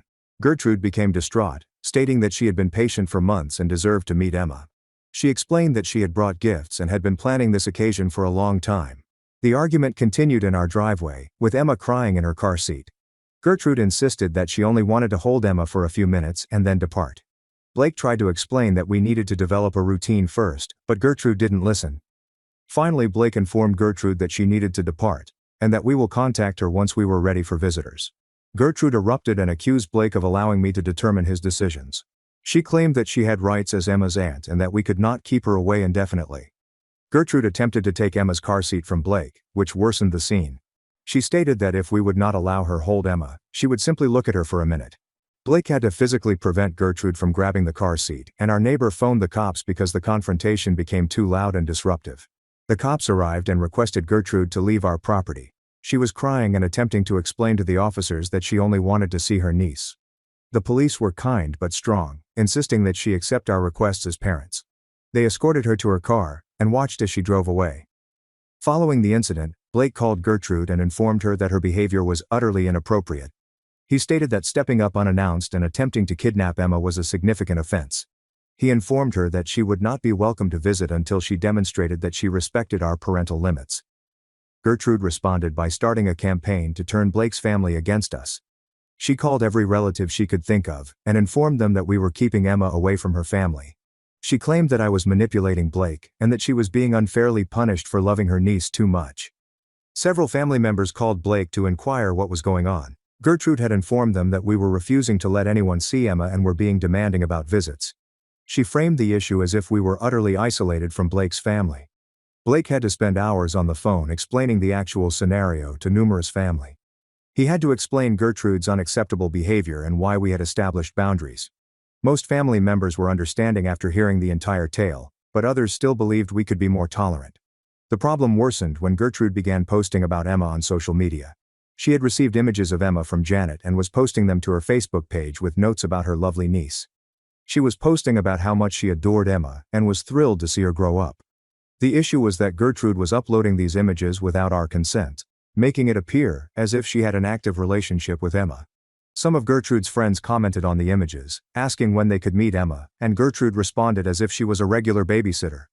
Blake urged Gertrude to take the photographs off her social media, but she refused. She claimed that she had the right to post images of her niece and that we were overreacting about privacy. She stated that she was proud of Emma and wanted to show her off to her friends. This sparked another argument, in which Blake threatened to report Gertrude's post to Facebook for posting images of a minor without parental approval. Gertrude finally withdrew the images, but she was upset that she had been compelled to do so. The most recent occurrence occurred when Gertrude showed up for Emma's physician appointment. She had figured out when and where the visit was planned and was waiting in the parking lot when we arrived. She approached us as we walked inside the building, asking if she might join us. Blake informed Gertrude that she could not attend Emma's medical appointments without our approval. Gertrude explained that she only wanted to know how Emma was doing, and that she would not interfere with the appointment. She explained that she was concerned about Emma's health and wanted to ensure that she was developing normally. Gertrude became outraged when we refused to let her in, accusing us of being cruel for keeping her away from Emma. She stated that she had been researching child development and had questions for the pediatrician regarding Emma's care. She stated that, as Emma's aunt, she should be involved in medical choices. The pediatrician's office had to contact security to remove Gertrude out of the facility. She was crying and attempting to explain to the security guy that she only wanted to know if her niece was healthy. The situation was unpleasant and distressing, especially because Emma was getting her vaccines that day. Following this occurrence, Blake and I resolved to take more serious action. We've been documenting all of Gertrude's inappropriate activity, including the hospital episode, coming up unexpectedly, publishing images without permission, and attending medical appointments. We also talked to a lawyer about our possibilities. The lawyer clarified that, while Gertrude did not have legal rights to Emma, her actions could be considered harassment. He suggested that we send Gertrude a formal letter asking her to stop her inappropriate behavior and respect our boundaries. We're also considering filing for a restraining order if Gertrude's behavior worsens. The lawyer stated that her tendency of showing up unannounced and refusing to respect our limits could constitute harassment.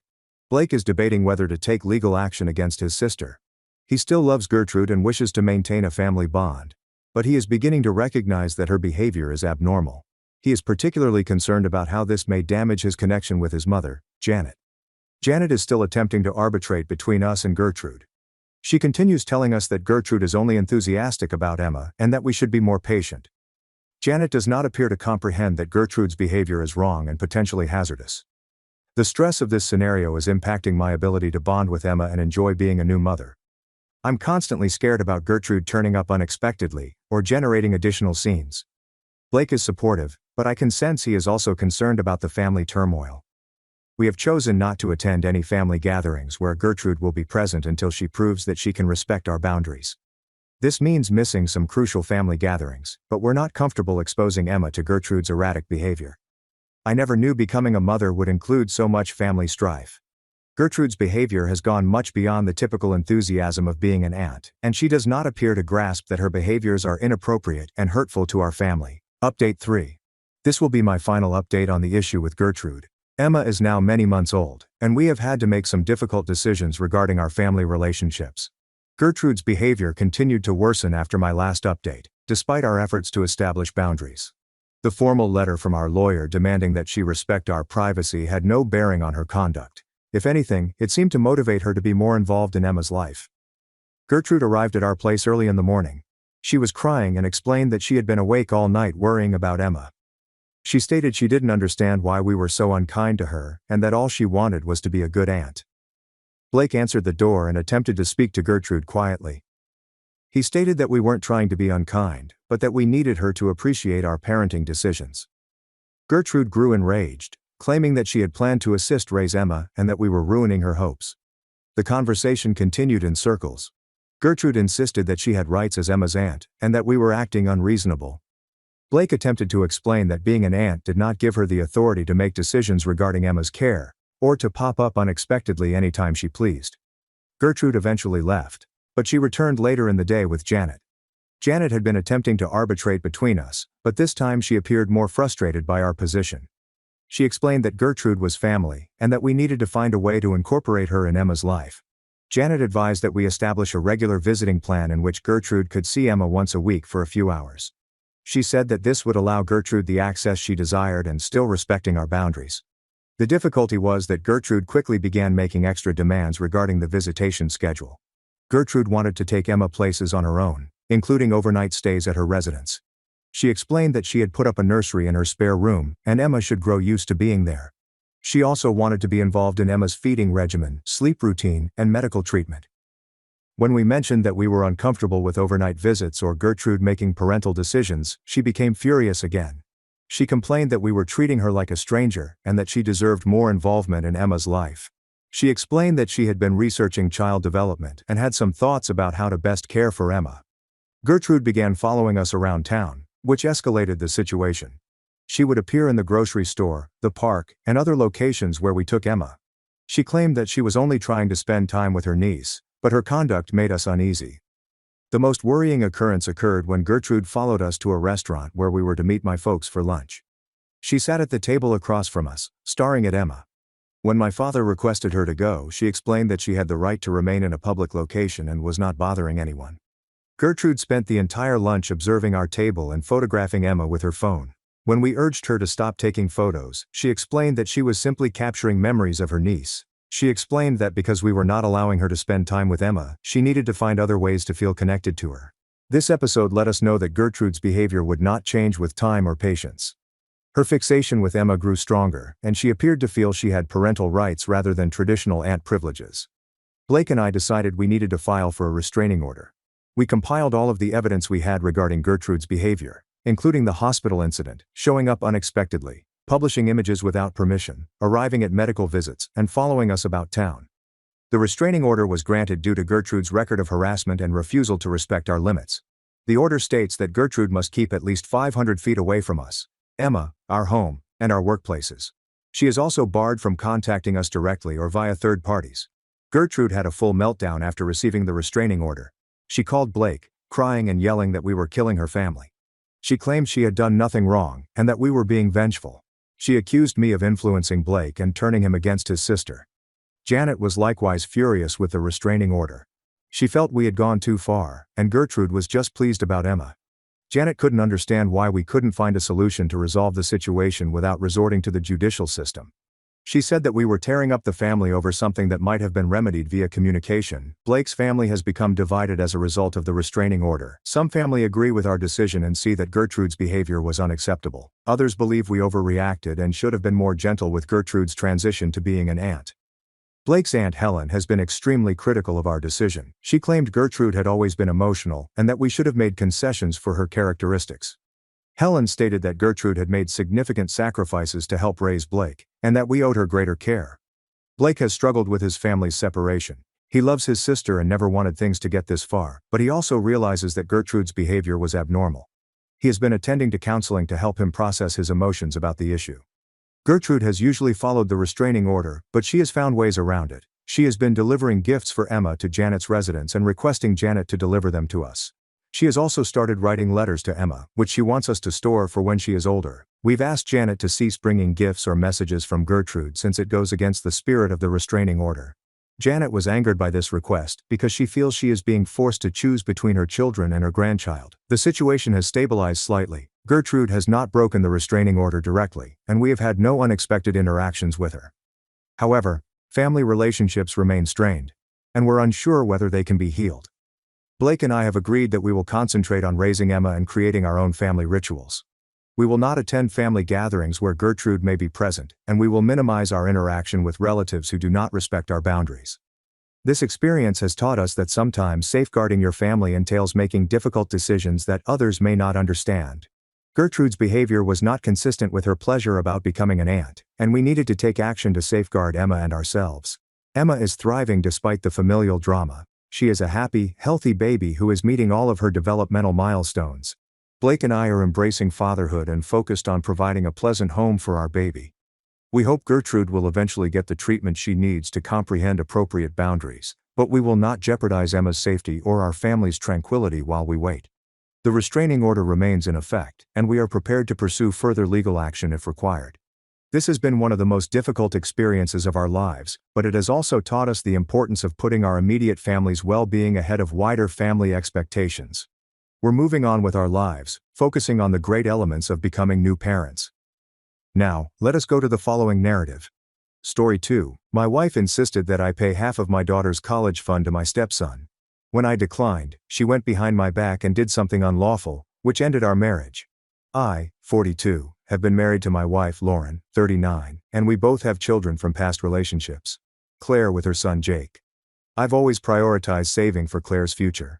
My own parents struggled financially as I grew up, and I promised to give my child a better start in life. When Claire was born, I was only working an entry-level job. Her mother, Melissa, and I were unmarried and our relationship was strained. Despite the hurdles, I started a college savings account for Claire when she was just a month old. Those early years were challenging. Melissa and I broke up when Claire was very little, and I became a full-time single father. I worked long hours at my daily job and took up weekend bartending duties to make ends meet. Every month, regardless of how tight my budget was, I contributed to Claire's college fund. Sometimes it was only $20, but I was determined to see it grow. As Claire grew older, I explained why I worked so much. I wanted her to appreciate the importance of education and planning for the future. We'd sit at the kitchen table, counting the pennies in my tip jar to contribute to her fund. It became our own personal routine. Claire had saved a significant amount of money by the time I met Lauren. Lauren was impressed with my financial discipline. She told me about her personal financial troubles. Her ex-husband had accumulated a large amount of debt in her name, leaving her in a precarious position when they split. As a result, Lauren was hesitant of pooling money. We agreed to keep our money separate, and that worked well for us. Jake, Lauren's son, was young when we married. He's a good child, but we've never clicked the way I'd like. He maintains a tight relationship with his father, whom he sees every other weekend. I've always felt more like Jake's nice uncle than his stepfather. Still, I've tried to be helpful and involve him in family activities. Lauren wasn't truly saving for Jake's future, and I recognized this over the years. She makes a nice living as a real estate agent, but she spends it on designer clothes, expensive holidays, and refurbishing her home. I gently recommended a few times that she start a college fund for Jake, but she always dismissed the idea, claiming there was plenty of time. Claire is about to graduate from high school and begin her college search. She has always been an excellent student, taking AP classes, participating in numerous extracurricular activities, and helping at a local animal shelter. Her hard effort has paid off, as she has been accepted to numerous top universities. I sat down with Claire to discuss her college fund. I wanted her to know exactly what resources she had available when she made her selection. When I showed her the balance, her eyes widened. "Dad, is this real?" she inquired. I nodded, full of pride. There is enough to pay tuition and most living expenses at her first pick school for the entire 4 years. Claire put her arms around me and cried joyous tears. "I can't believe you did this for me," she remarked. I got worked up too, remembering all those years of frugal living and saving. "You're worth every penny," I told her. That evening, I told Lauren about the conversation over dinner. I was still ecstatic about Claire's joy and wanted to share the occasion, but Lauren's reaction threw me off guard. She went silent for a time before saying, "What about Jake? How is he supposed to pay for college?" I was perplexed. "I thought you were handling Jake's college plans," I said. Lauren shakes her head. "I haven't really saved anything," she acknowledged. "I always thought we'd figure something out when the time came." Then she dropped a bombshell. "We should split Claire's fund between both kids," she remarked. "It's only fair." I was taken aback. "That money is for Claire," I stated firmly. Lauren's eyes flashed with rage. "I've been saving it for her since before I even met you and Jake." "So, you're saying you don't consider Jake to be your child too? We're supposed to be a family."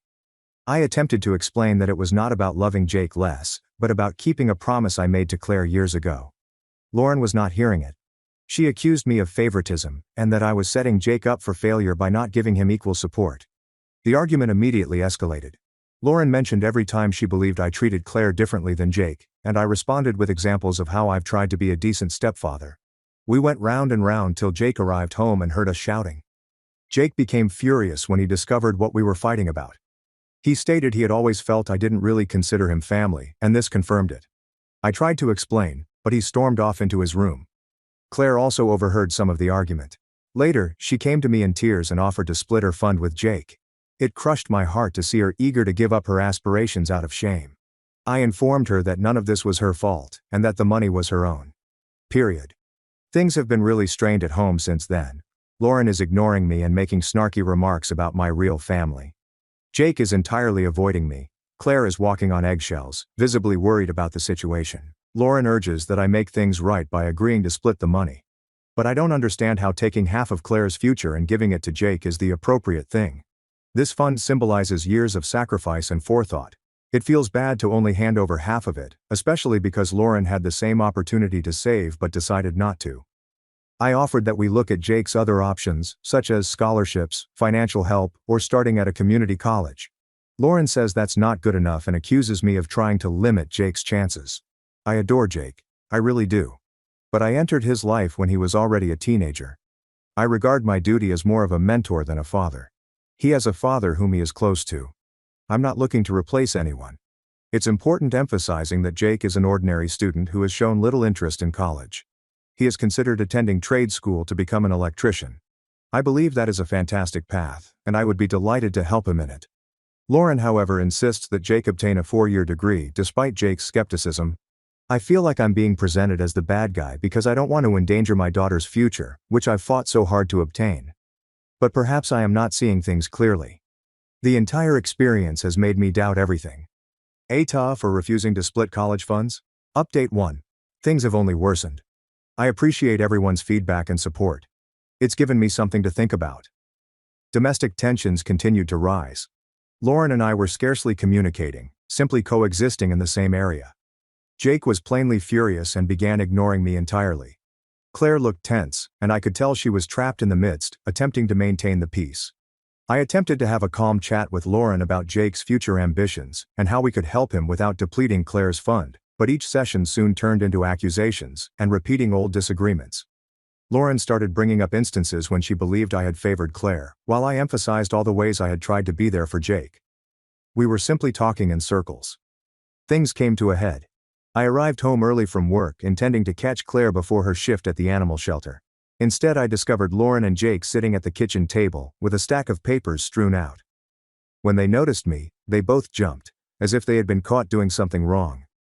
It turns out my suspicions were correct. They had gone behind my back and applied for multiple credit cards and personal loans in my name, using my personal information. They intended to use this money to support Jake's schooling because I refused to help. I was very furious. This was not only a major breach of trust, but it might have had catastrophic consequences for my credit and financial future. I approached them instantly. Lauren attempted to rationalize it, claiming that difficult circumstances require extreme means and that I had forced her hand by being selfish. Jake seemed embarrassed but did not say much.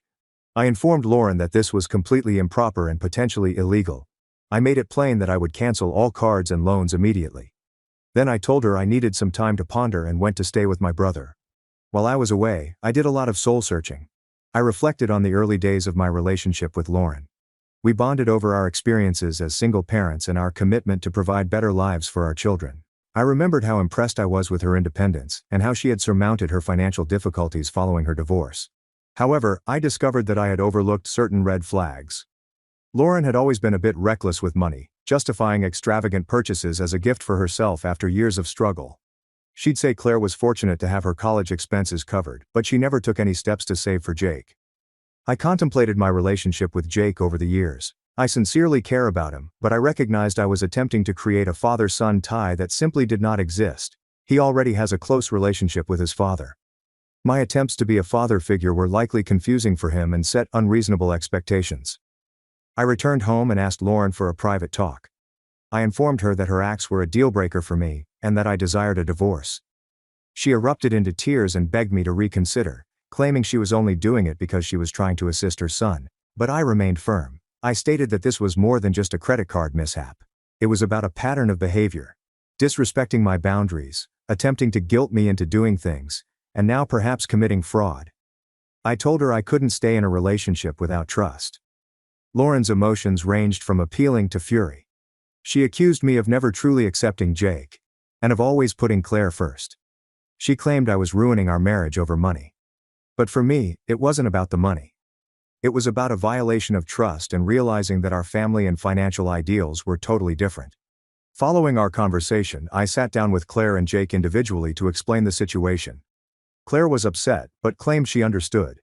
She acknowledged that she had been unhappy with Lauren's actions for some time but didn't want to cause any difficulties. I assured her that none of this was her fault and her college fund was secure.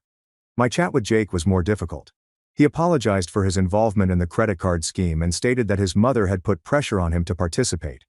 We had an honest conversation regarding his future goals. His mother pushed him to attend a 4-year college, despite the fact that he is really interested in becoming an electrician.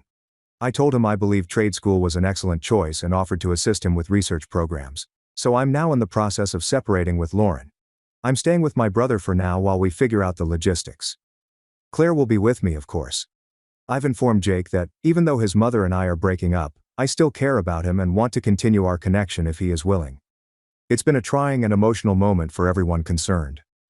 I'm trying to take things one day at a time and focus on being there for both children as we navigate this new reality. I am aware that there will be obstacles ahead, but I am cautiously optimistic that this is the best long-term decision for everyone involved. Update 2. I'd like to share some developments. The divorce from Lauren was finalized. It was a painful process, but I believe it was for the best. During the divorce procedures, I discovered that Lauren had been concealing significant debt.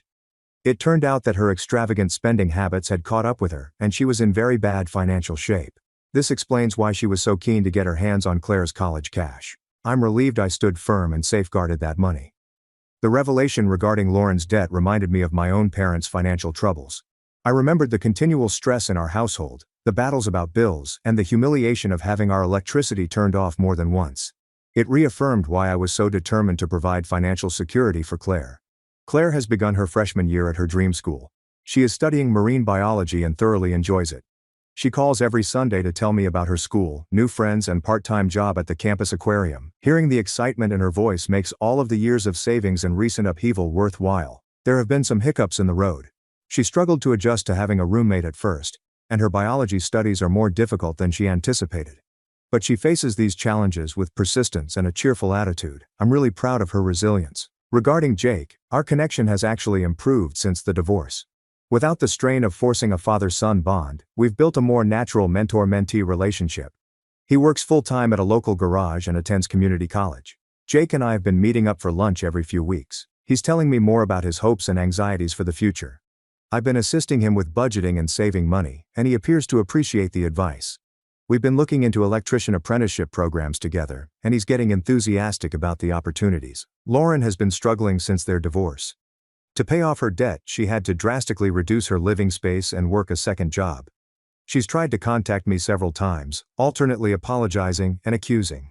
I've set hard boundaries and only interact with her when absolutely required for divorce issues. Lauren unexpectedly came up at my new flat, apparently intoxicated, which was a challenging situation. She was crying and begging me to accept her back, claiming she had realized her faults. It was difficult to watch her in that position, but I stayed firm and contacted her sister to come pick her up. I hope she receives the help she needs, if only for Jake's sake. I've been dating again. Nothing serious yet, but it's good to put myself out there. I met Sophie at a local book club. We've had a few casual dates and love each other's company. This time around I'm being extremely cautious, particularly when it comes to combining families. Claire is my top concern, and I will not let anyone jeopardize her safety or future again. Claire and Jake have remained friendly despite everything that has happened. They texted sometimes and even got together for coffee while Claire was home for autumn break. It warms my heart to see them encourage one another. Overall, life has settled into a new routine. It isn't always easy. There are certainly periods of tension and despair, but I believe I'm on the right track. I'm committed to being the greatest father I can be to Claire and a supportive friend to Jake. I'm also focusing on reconstructing my own life after divorce, rediscovering old hobbies, and finding new acquaintances. The entire experience has really emphasized the need of open communication and shared ideals in a partnership.